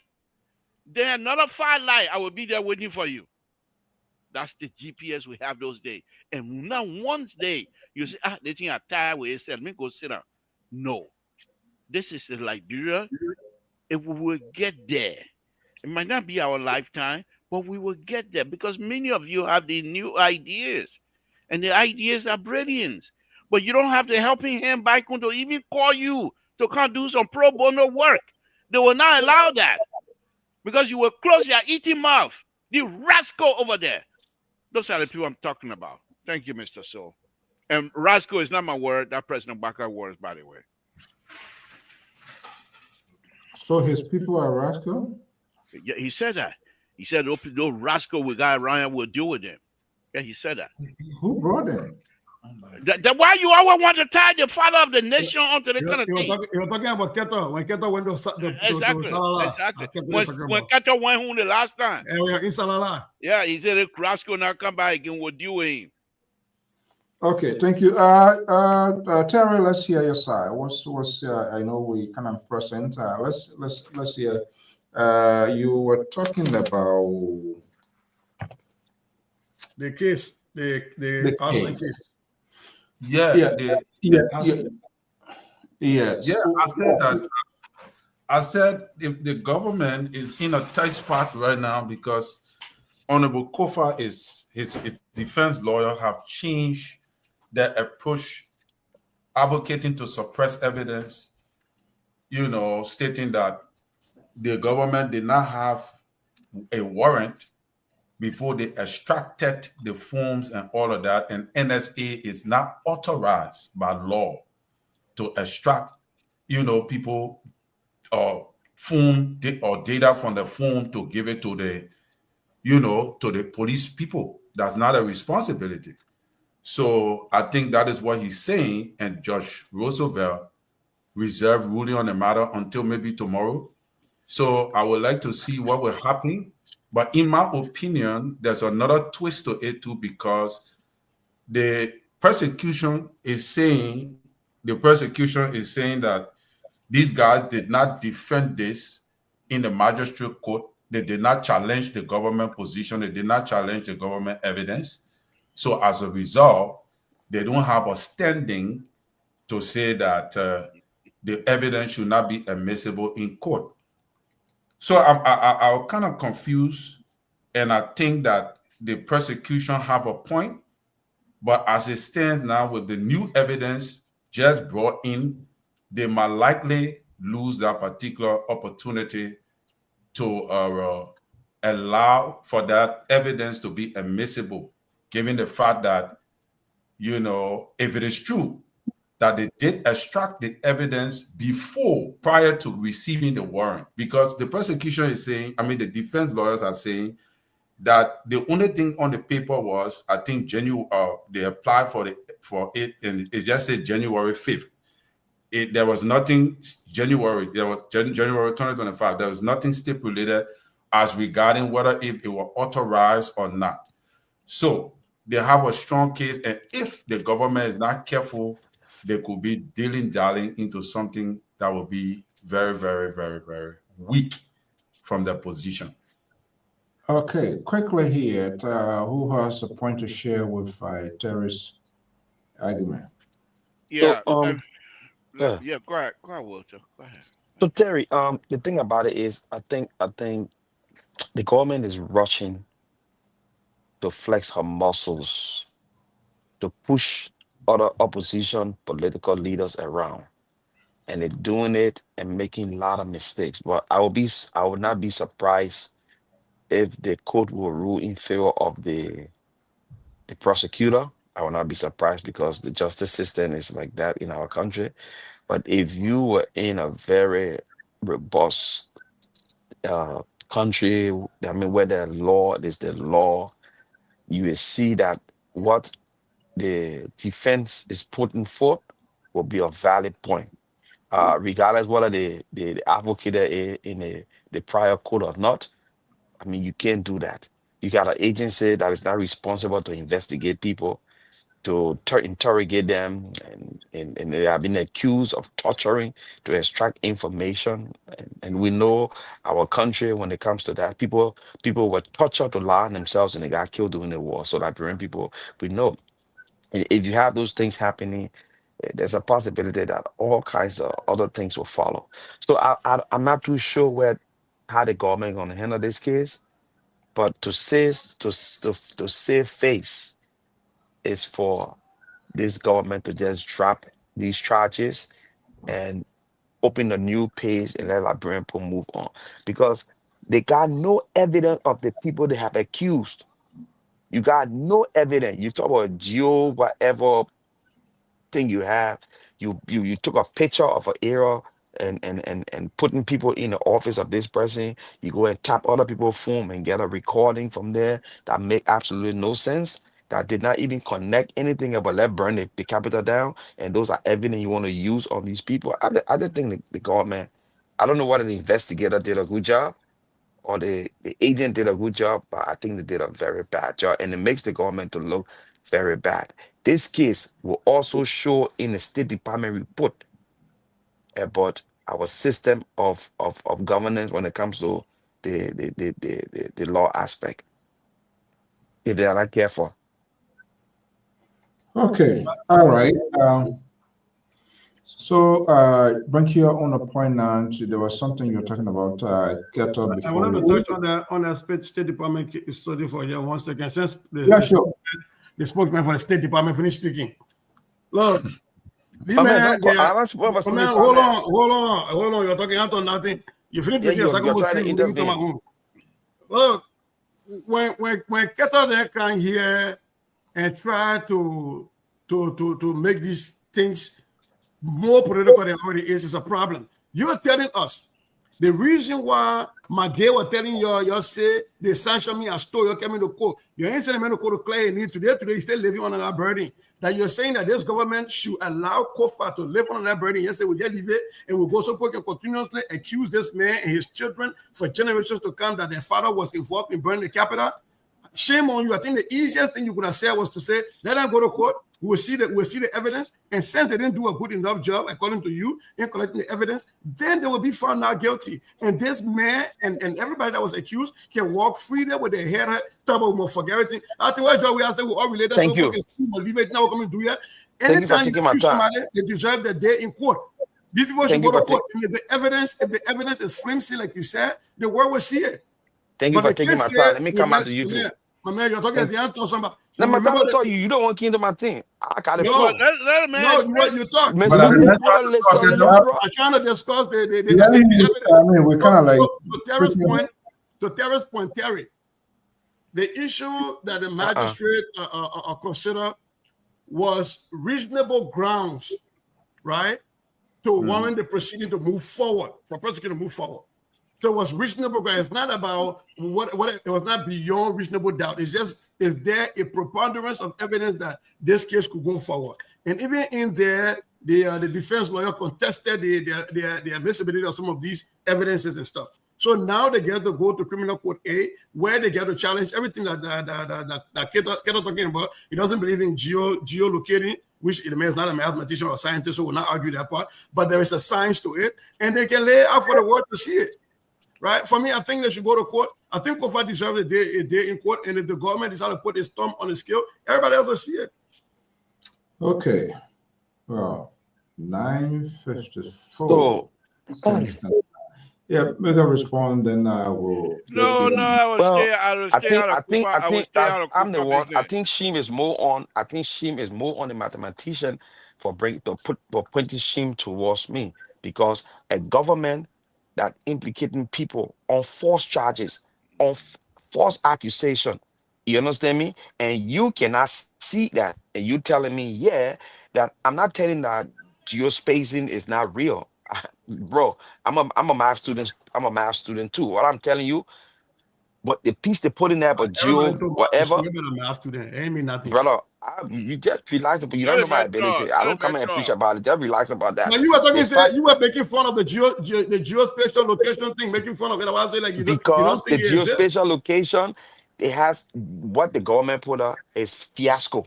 That's what I'm saying. I'm not telling you geospatial is not real. I'm saying it's fiasco. Yeah, have you seen it? What the government put up? Have you seen it? Did you see it? You didn't see the whole evidence out there was I haven't had a chance to look at it because let him speak, guys. Let him talk. Let him talk back. And the government gave Spoon all the information. We saw everything on Spoon. All you talking about was on Spoon. You didn't get it from Liberian government directly. You got it from on Spoon. That's what we're discussing here. So the fact that these things are out there, we were part of this case from the get-go. We know they are all bogus accusations. You understand? Okay. We know that they are all bogus accusations, so that's what we have today. And that's why at the end of the day, that's all made information. What we're saying here, is gentlemen, can we do it one at a time, please? Yeah, the government to do the right thing. But Mr. So, my point today is, I think our country is bleeding a lot. Yesterday I got information from Bonas Farm. There was a guy who, according to them, committed suicide. This guy cut his navel almost off, his belly button almost off, and then slashed his throat. And then he was fighting in the room, and people heard the commotion in the zing round. They ran it, and they saw him bleeding. He died, right? And it says a suicide. I'm thinking, how can the person cut the belly button with all shouting and then slash their throat? And the police came. The police said it was suicide. So Too what much what death you want going to on in the say now? country unresolved. People So are dying. Why people are dying like that in our country is my concern. okay, I hope we have the authority to speak to that. What is 9:59? Let me just squeeze my own, and we're gonna have people to. We can do our final statement. I'm What still am here. I'm just gonna transition quick. I'm still here. Yeah. Okay. The presidential press secretary tweeted late, maybe about 3 hours ago. Uh, but I'm still kind of trying to process the government's decision. Of course, obviously, we have people things are high. We want prices to be slashed to the lowest. But I just feel some of though they had a mistake, they made a mistake in the past with respect to sometime making some of these majors that are more or less political in nature.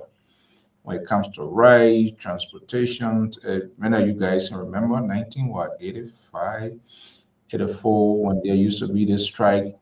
Every now and then people there and then do immediately order Guy June for the governor like to make $1 million available to the transport industry or slash maybe Liberian businesses to get transport in the street. Something you were here that time, right? I You was were. out of library a long time. I don't know why they didn't meet you because every other thing that have been happening in our country, you always around anyway. So I'm surprised that they didn't meet you. But I just thought that statement, I thought it would come from the Ministry of Commerce because that's the government arm. And there will be no way that anything come from any of the organs of the government without national government knowing about it. They could have explained, going in depth to explain it, to talk about it. So even if they screwed up down the road, the executive mansion will be there to fix it up. But the ministry is going to be carrying out the mandate of the government. That's part of government policy. But I think part of that, our national government needs to empower these agency, ministry, autonomous agency, their people let them just sit back and do it because when they screwed up, then they will be the one to fix it up. But coming from them, if anything goes wrong now, and people will kind of give a misinterpretation as if the ministry is not involved. But I think the ministry should be the one to take the lead. And this mistake is being come from time to time from even past governments. They should try to keep the president away from some of these things. Let the ministry or agency that is responsible for these things make this sort of pronouncement. And so, just in case if it's screwed up, then you can have the chance to visit. But again, we have an open. But you just stated right now, and I mean say so, you're gonna twist it around to now. What? What you just said that the ministry they need to take the president out of it and let them come up with their own policy and things like that. If I were to want to say that, you're gonna say why the president not being involved. No, no, no.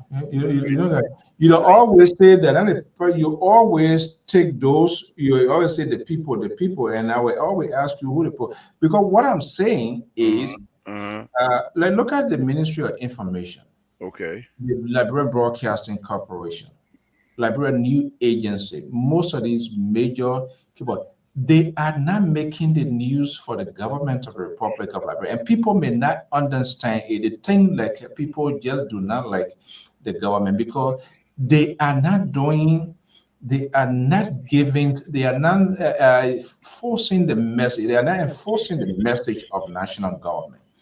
And that is the problem. But anyway, time has caught up with all you. I don't know why it's itching you up, but you always get a way of saying it the way you want to say it, or kind of like please your desire, but we're not going to argue that point. But I just want these people so that we will hold them accountable. Because when the executive mansion comes out and make this sort of huge announcement, at the end of the day, if something goes wrong, then of course everything will be cast on the executive, because they come up with that pronouncement. Even though when it comes from the ministry or it comes from the agency, it's with the acquiescence that you cannot do anything without the executive mansion being informed. That is obvious. But then we'll go back to the ministry, because some of the ministry, they have over 4 or 5 assistant ministers, and they are responsible. They are responsible for pricing. And I personally think the president set up a committee, and the president set up a committee to the vice president to handle that process. Okay. Yeah, so the vice president reported back to his boss and told him that this is what it is and we can do this. So that is what the president. Yeah, the vice president reported back. Who gonna regulate? Who gonna enforce this mandate? Commerce Ministry. So but the president. What I'm saying, Terry, that's my own view, that's my opinion. What I'm saying, the president dedicated responsibility after the committee. They do their report before they even face the microphone or face the public. That report obviously is going to be given to the executive mansion. They're going to sit down, they're going to review it. But then they remove themselves now. They're giving the tax is being completed. The Ministry of Commerce come out to the Liberian people. Because that's the point. If the Ministry of Finance come out to speak, it will not carry weight. The statement of the president carries weight. The state is supposed to, is supposed to carry weight. If the president comes and say, look, from today, the rest price is $14, it's supposed to be $14. But if again we go to the Ministry of Commerce, which is the regular what I'm saying, and this is the partisan fanatic side you are preaching. The government is the one. When you're talking about executive enforces the law. The Ministry of Commerce, all of these people, they are all subset of the government. When the ministry take that sort of decision, when the ministry made a sort of public proclamation, then what that does now, the executive, by using the commerce inspectors, maybe police, the customs, and all of those other auxiliary connected with price enforcement, then that way they're going to go to enforce it. That's what I'm saying. And I don't know how you understand it to be, but I just feel that I don't think it takes anything away. The rice is a national security issue in Liberia. So I don't see any reason wrong with the president making the announcement. Yeah, then allowing his full soldiers to carry on the enforcement. His full soldiers are the ministries. This is the issue of food in Liberia. We killed president for it before we loot the whole country. So I don't really see how that takes away from the president being the one announcing it, and then his people carry on the work. They're still going to carry on. But is it possible? So what is if the public isn't entitled to know what is the report of this committee? No, that is a good question we can have, right? That's what I'm going, because the president office will not have the chance. The president office is occupied. The president office don't have the president deal with war leaders and different. I am not saying the right issue is not important. Now, we do not know all of them. We do not know the price card. We just got to know what they are. Is that a retail? We do not know the wholesale. We don't just get all of the detail, because doing all of these things, there are a lot of things involved. You remember when they were taking the coins out of the market? They didn't do much. They didn't know how much was in circulation, how much was printed. They didn't know how much Sese get in his bank. They don't know how much I get. And then they just quickly went into it. At the end of the day, it became a problem. So I don't know whether there was a comprehensive or work done throughout the country. How many consignment in transit, how many consignment at the port, how many consignment being distributed to the retailer, wholesale, this, that. We don't know all of that. Okay, if they have it, I am saying when the Ministry of Commerce or the inspectors or those responsible, when they have that sort of massive public awareness, even though people will not be certified, if they answer all of these outside down questions, then the executive come and enforce it. It's not an executive order. issue of Can I make my closing so I can leave the pure? the issue of tariff touches a lot of sectors. Can I make my closing? When a report is made, it goes to the desk of the president. President announces it, and everybody else who got their own inside deals with it. The Warren Commission did that here in the United States. In fact, the 9/11 Commission did the same thing.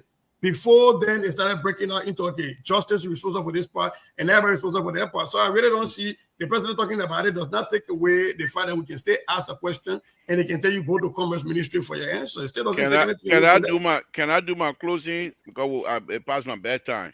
Can I do my closing? Then go to bed. Yeah, but let me do my closing and I'll go. You don't have to.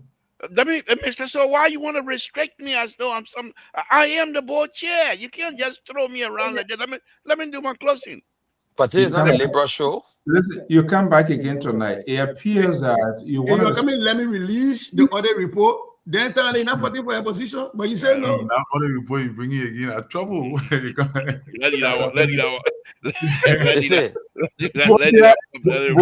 approve the other report? No, not today. Not today. That's the difference. So it literally boy got a lot of tea under his sleeves. They got a lot of tea under his sleeves. That different issue. They died on this board chair, man. You can't afford it. You can't afford the audio.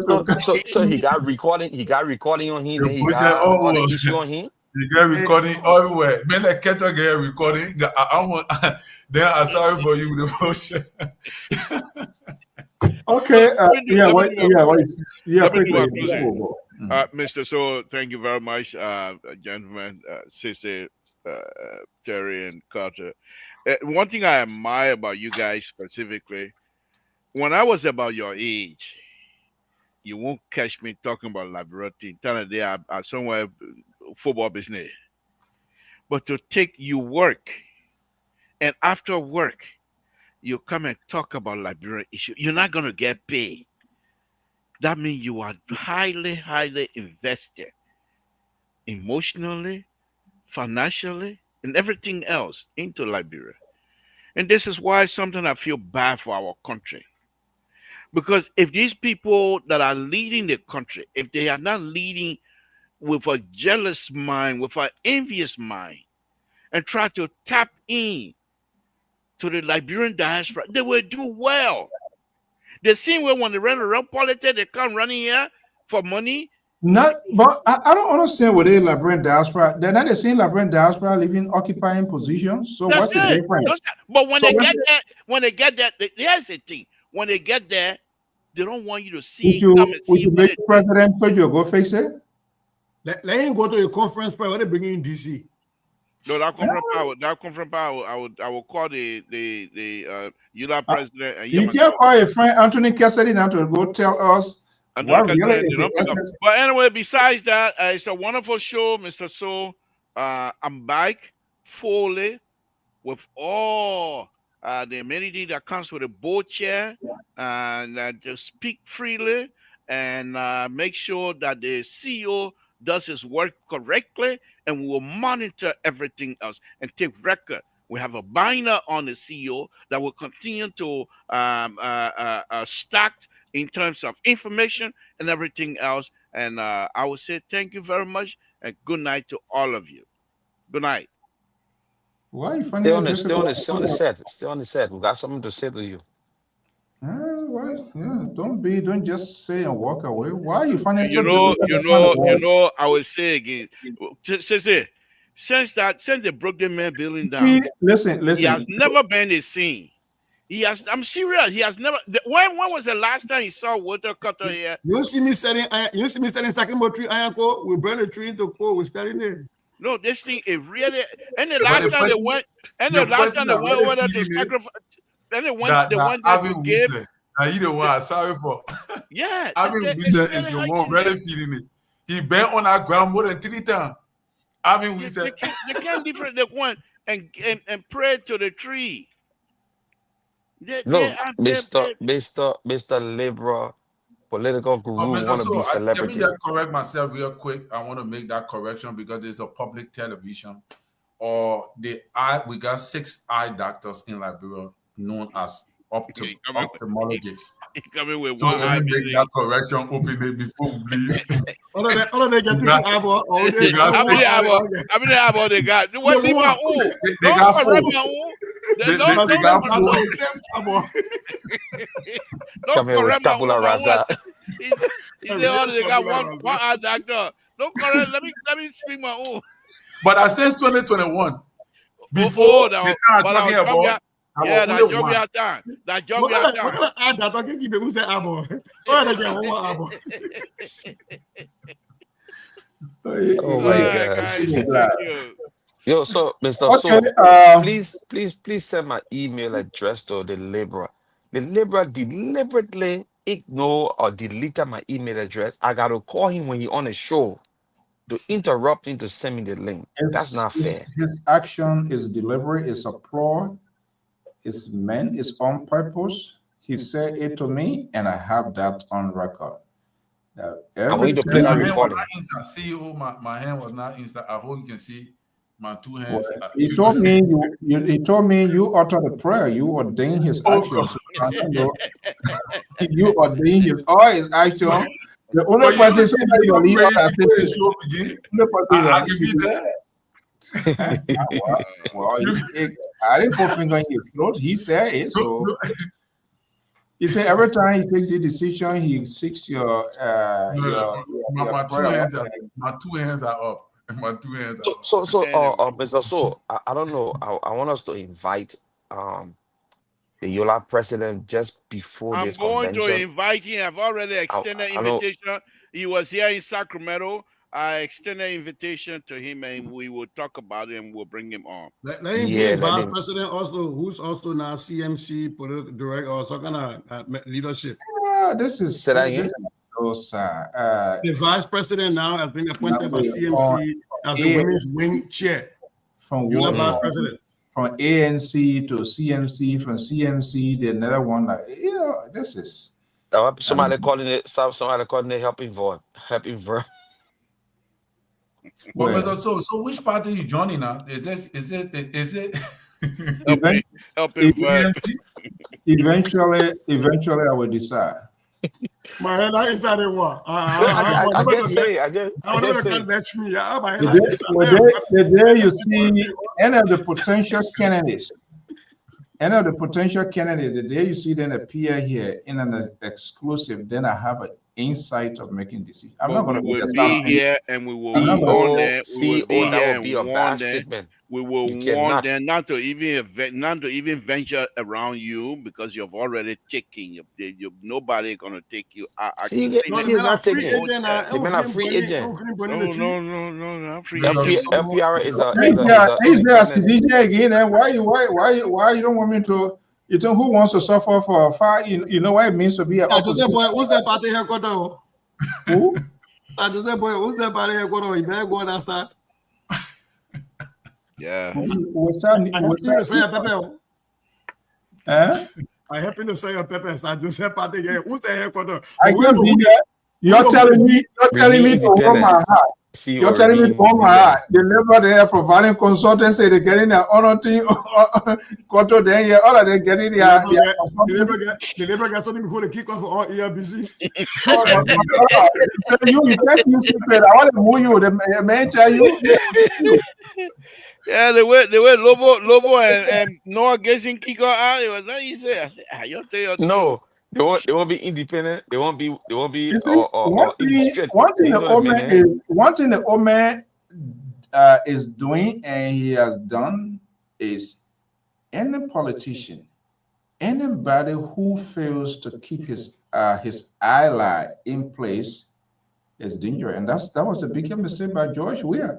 You see, all the people that were talking, I don't want George, I will not post so in my throat for nothing. They were doing it, and the old man knows that their action pay off, so they are being gradually awarded. Instead, George Weah to the border. Can't my party to the border. You go behind a party. You go behind a party that carrying straw, forgetting to know. By the time I'm talking from Nima to Morovia, everything is finished. For you to go to if Madam Sally can join down, Madam Sally, the old man join down for. She jumped down from the truck straight from the CDC truck. She play with cussing there. Yeah, Look at. You don't want to cuss in here, you need to party you got to go CDC. On a Don't go serious there. note, I've been hearing, and this is unconfirmed, there are certain people are being kept off the spotlight. What happens to Eugene Nambwe? Man, got no. What you been hearing is not confirmed. It's not what you been hearing is not confirmed. What is confirmed is Ellen Johnson Sirleaf blasted at the Unity Party government. That CDC you are cutting. Hold on, bro. We know. I swear to God, I'm smoking. We know. The ball got traffic. I tell you. Yo, Molly, I beg you. No.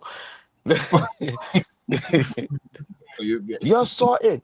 CDC in government now. CDC got land ministry and agency and minister should do better instead of talking tapata on the radio. They must say the thing. They don't want to about Ellen Johnson. She's blunt. She'll tell you straight as it is. She ain't causing me.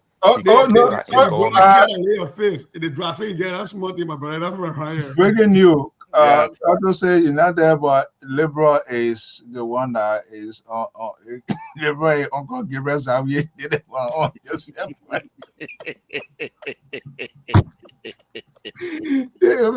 Yeah, Uncle, I did it one. What kind of man? What people who can't sleep? You think that's small thing? They don't want to get in that pay. No, but no, seriously, guys. Playing Eugene Nambwe, there is a reason, and we'll get to know his quietness, why he's not on that committee. Remember, it was Ellen Johnson Sirleaf that turned Eugene Nambwe out to George Weah. So Helen Johnson got absolute control over Eugene Nambwe. You know that, right, Keto? But you know, Eugene Nambwe just on OKFM.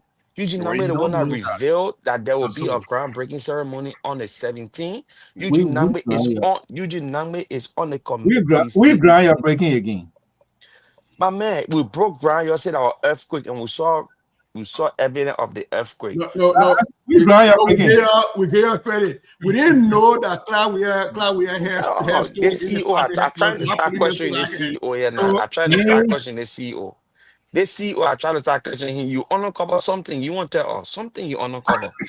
You want to come on the platform. The independent voices are falling apart. The honesty of the groundbreaking ceremony. I just said down and watch out. Mr. So, ain't said John we are the end. That's the beauty. Not coming by. Mr. So, you want to repeat yourself again because we got that one on the Look, you want me to you just want me to talk against the CEO now? Like he's the I don't think he even wants to gamble his money. I don't think he wants to do that. So we are smart. Look, I'm not taking that bit, Libra. I know you brought that question in so I can get on the CEO case. I'm not taking it. Okay. I'm not coming so far. We'll talk about that one. Now you were on the scene show. And you say go up and come down, Joe. We are going to be president. Yeah, Terry is a political religious advisor to the president. Sissy then educational advisor.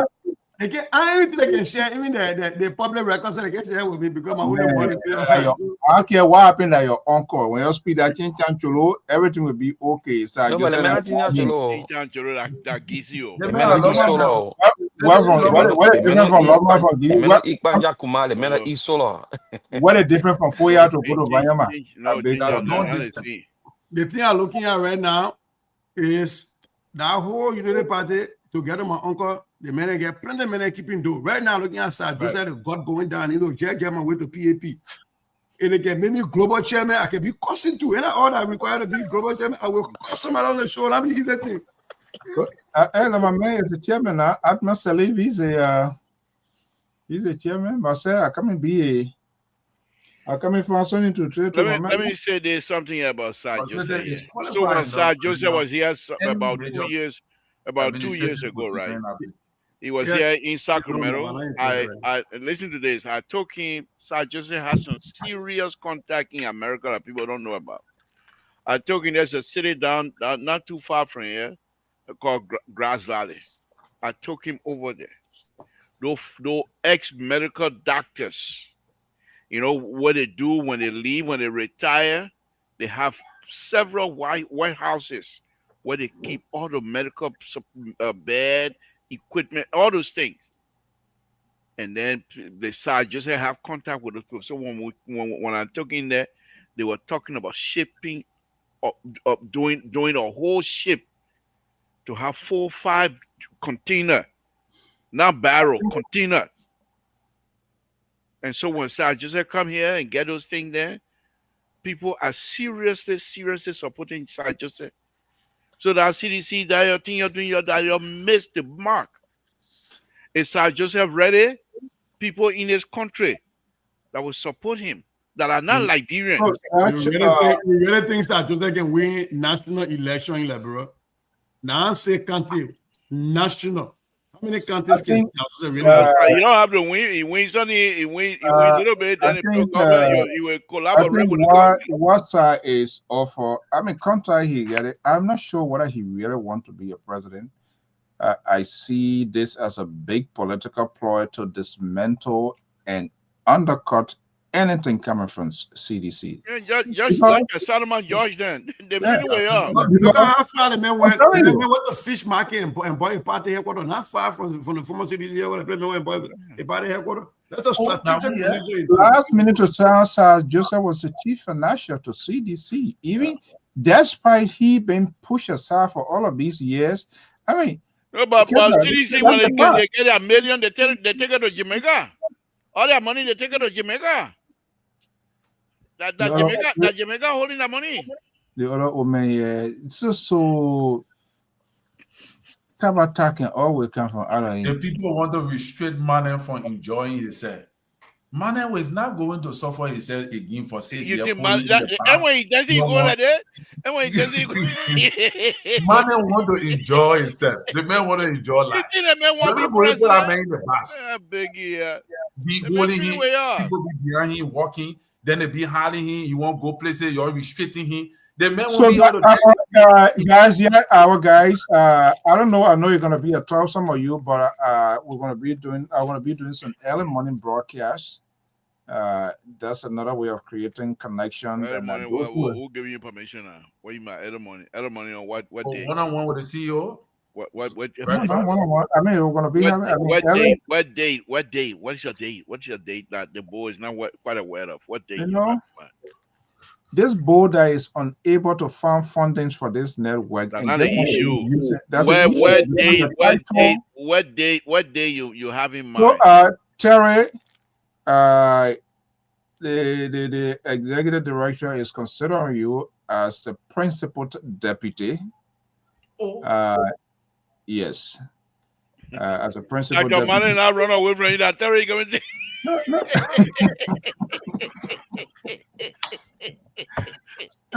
I said cool.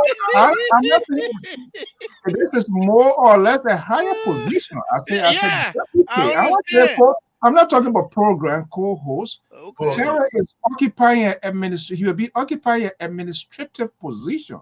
Mm-hmm. That's what I'm talking about. That's huge. I would think about it. Yeah, I think about it. The only way I will approve that if you got gold found, in Minnesota, you got found that you're raising gold there, then I would. Oh no, I'll send you your gold. I'll send you your gold, Papa. Don't worry. I will consider your position. I will send you. Which one of gold? The white one or the black? We probably furniture. The man just tweeting. We just sitting there looking at them. Oh yeah. Wait, the liberal asking for good, the liberal asking for a bribery on the show. Can you imagine that? They will claim to be both. But this is what they do. That's their behavior. They take it and give it to people and they say, I need them with benefit. Your teeth.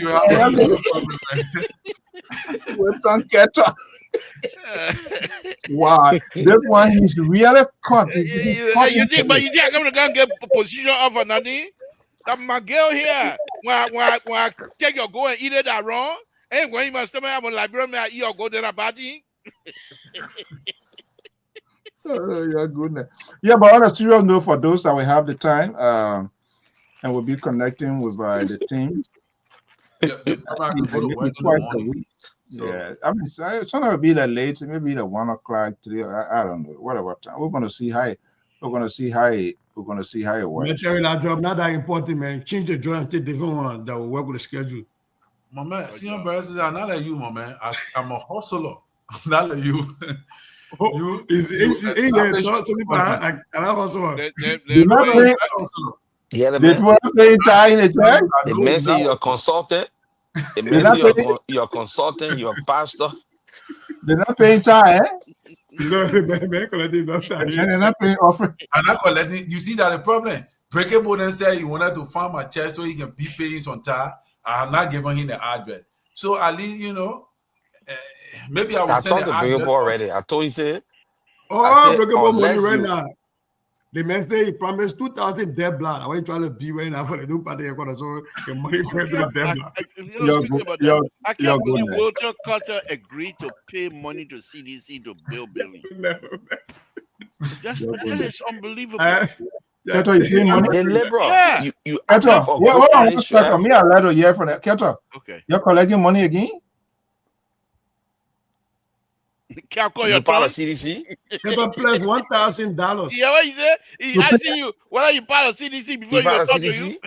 Asking that what the man said. He said you're paying money. You're paying $200. Just asking. He'll not tell you.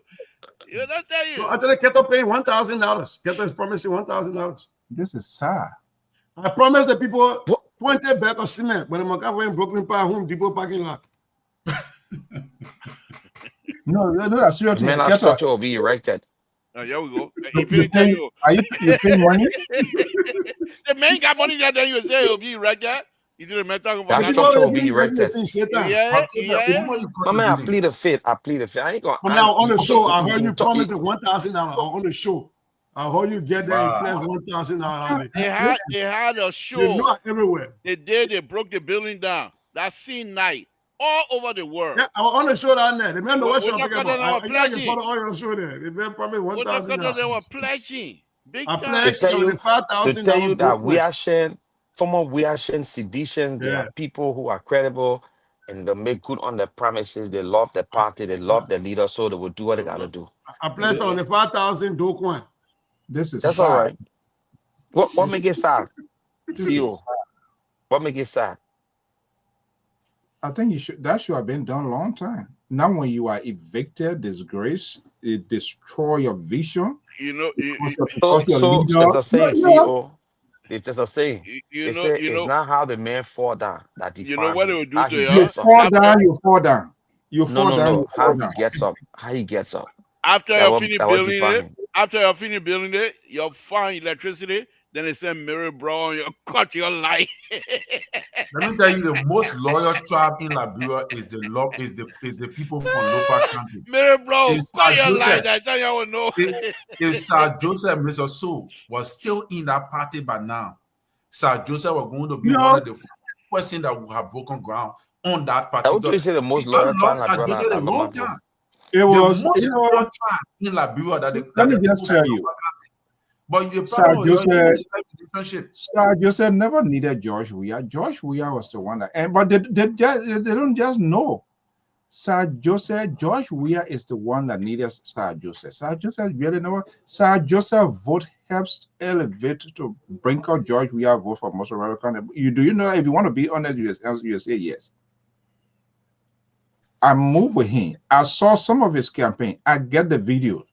When people who are not even seditious, liberty partisan people, he was traveling.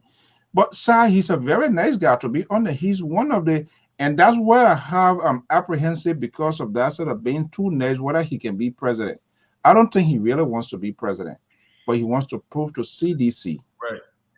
He wants to prove to CDC that he can cut into CDC and it will be a big time. And you're going to see that happening. That was one of the biggest. They are right? One of the things you know here, Opera. So CDC, because of President Weah, CDC voted for Sir Joseph, even though he had other people on the other side because of his Ebola thing, because of his Ebola contribution. So people from Labour Party and other party voted him. They didn't vote for CDC, but the CDC that voted for him, when they cut the support from behind him, Sir Joseph will never be a representative or senator again in Monserrato. So I just I don't even need to Take be this to the bank. This is he need to voters' be bank. Can I say something real quick? In American politics and in politics everywhere, when you talk about your coat tail, it means you can get other people to get vote.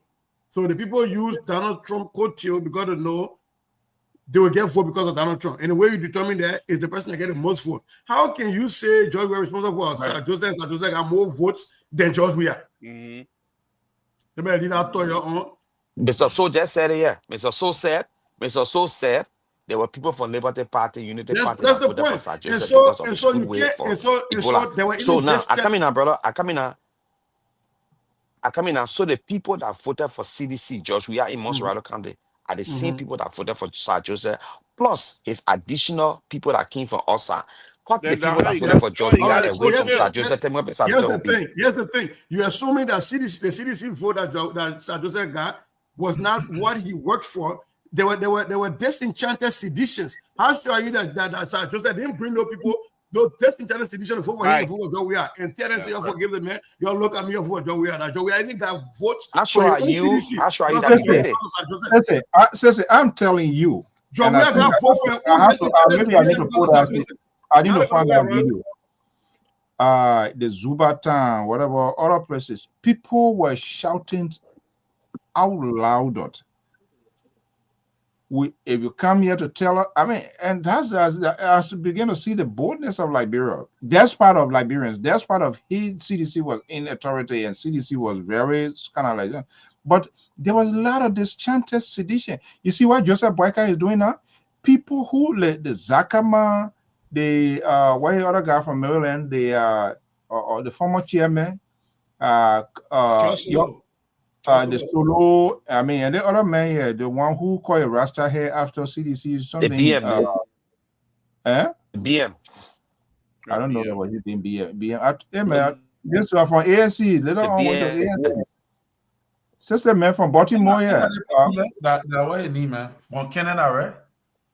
No, I'm not talking about Canada. Jared Barry from Canada. You even have Dwayne there. I'm talking about from right at Baltimore, later on with ANC chief of staff before, when I booked when this guy. I say Vatuba. Yeah, I don't even know why No. I said Solo, George Solo.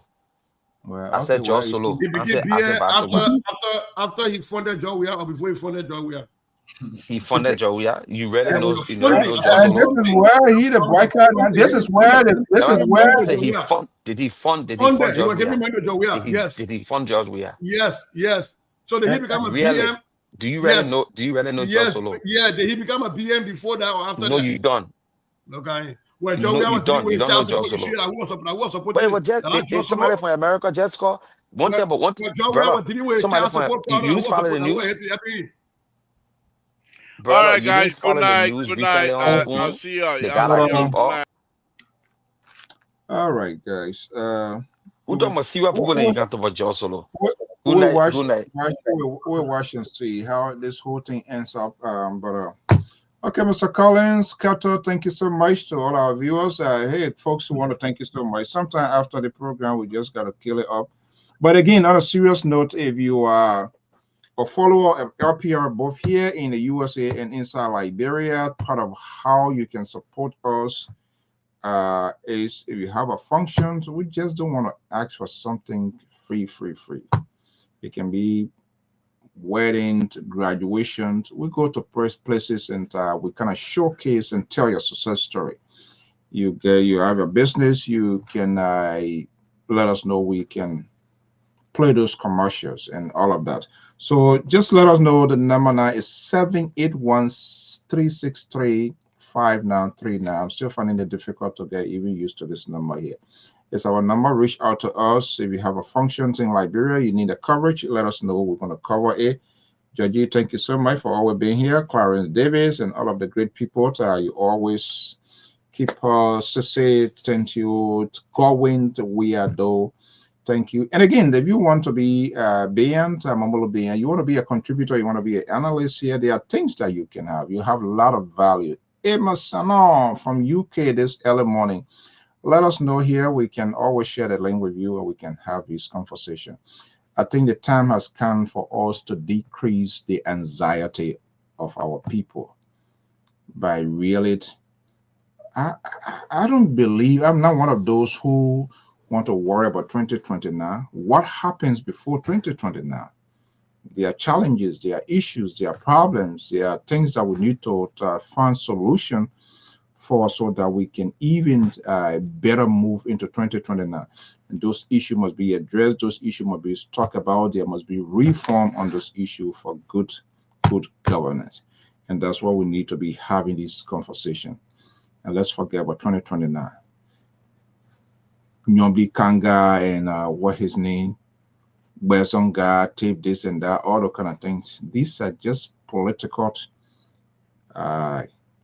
talk that they're trying to validate to position themselves, so they will say, oh, this is what we did way ahead of the election. They're looking for a talking point, but they need to think how the people, their people will survive, how this institution, the health sector, the educational program, the agriculture in their communities can be enhanced to feed themselves. The reason all of these crime and things are about is because of poverty. So they have no choice. They have to get it. We're not supporting their action, but there are so many ways. People, the CA, and they want to do these things here. So just let us know. We can always bring you here and have this conversation. Again, I say congratulations to my beautiful niece who were in Texas last week. It was quite amazing. Found a couple of our friends who are followers, and they gave their comments, they gave their feedback about the nurses. So I want to say congratulations to Professor Dr. Jowalit Janenton Welle. Beautiful news. Older sister, first daughter, turned 50th and graduation party and everything for her hard work. Came here as a little girl, I believe was in the 6th grade from Cathedral, and moved here to get her at this level. It was great. LPR, of course, was in the building. And this is how the attendees usher in Dr. Jowalit Janenton Welle.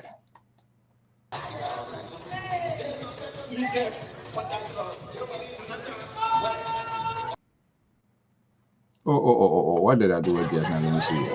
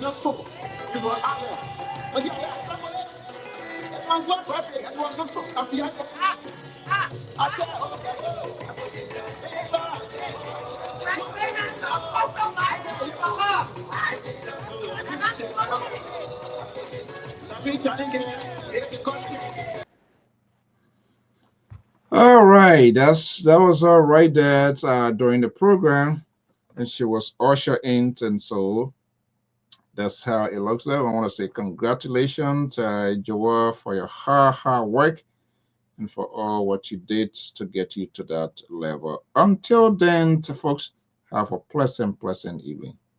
Are you living records? Sweet song. Yeah, again.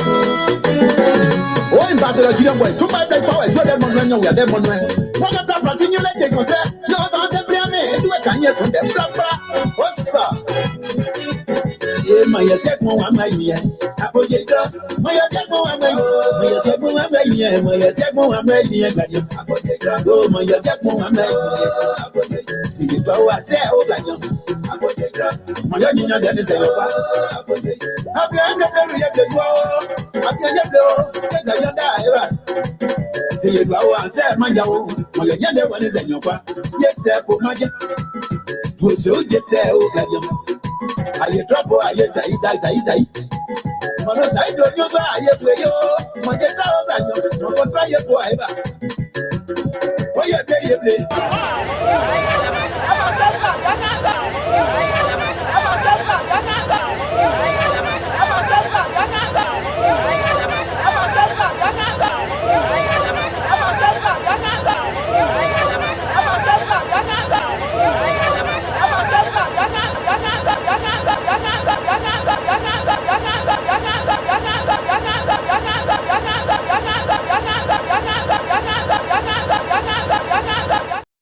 In action today, the family say congratulations to you, and not forgetting Brother Tony Wele.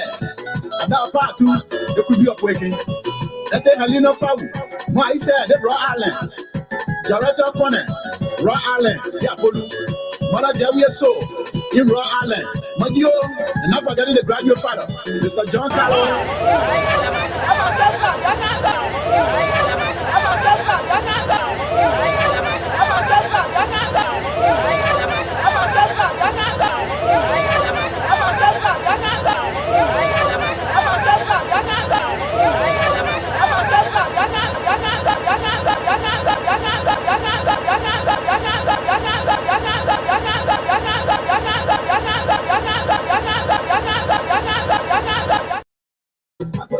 And you said, wow.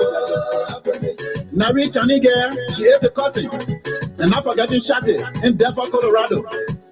Nikki Benna, Raw Allen, Man Jojo. I said, my, let me see it. Mr. Faso Sianso, well, I'm over there. I'm more than a professor on West Sukui. And the original soul in Raw Allen. I said, my, Abu Tommy soul in Liberia. But you know, the left Abu Stella soul. Yes, you says Angie in Raw Allen. Anita Zian, Minnesota. Apogito,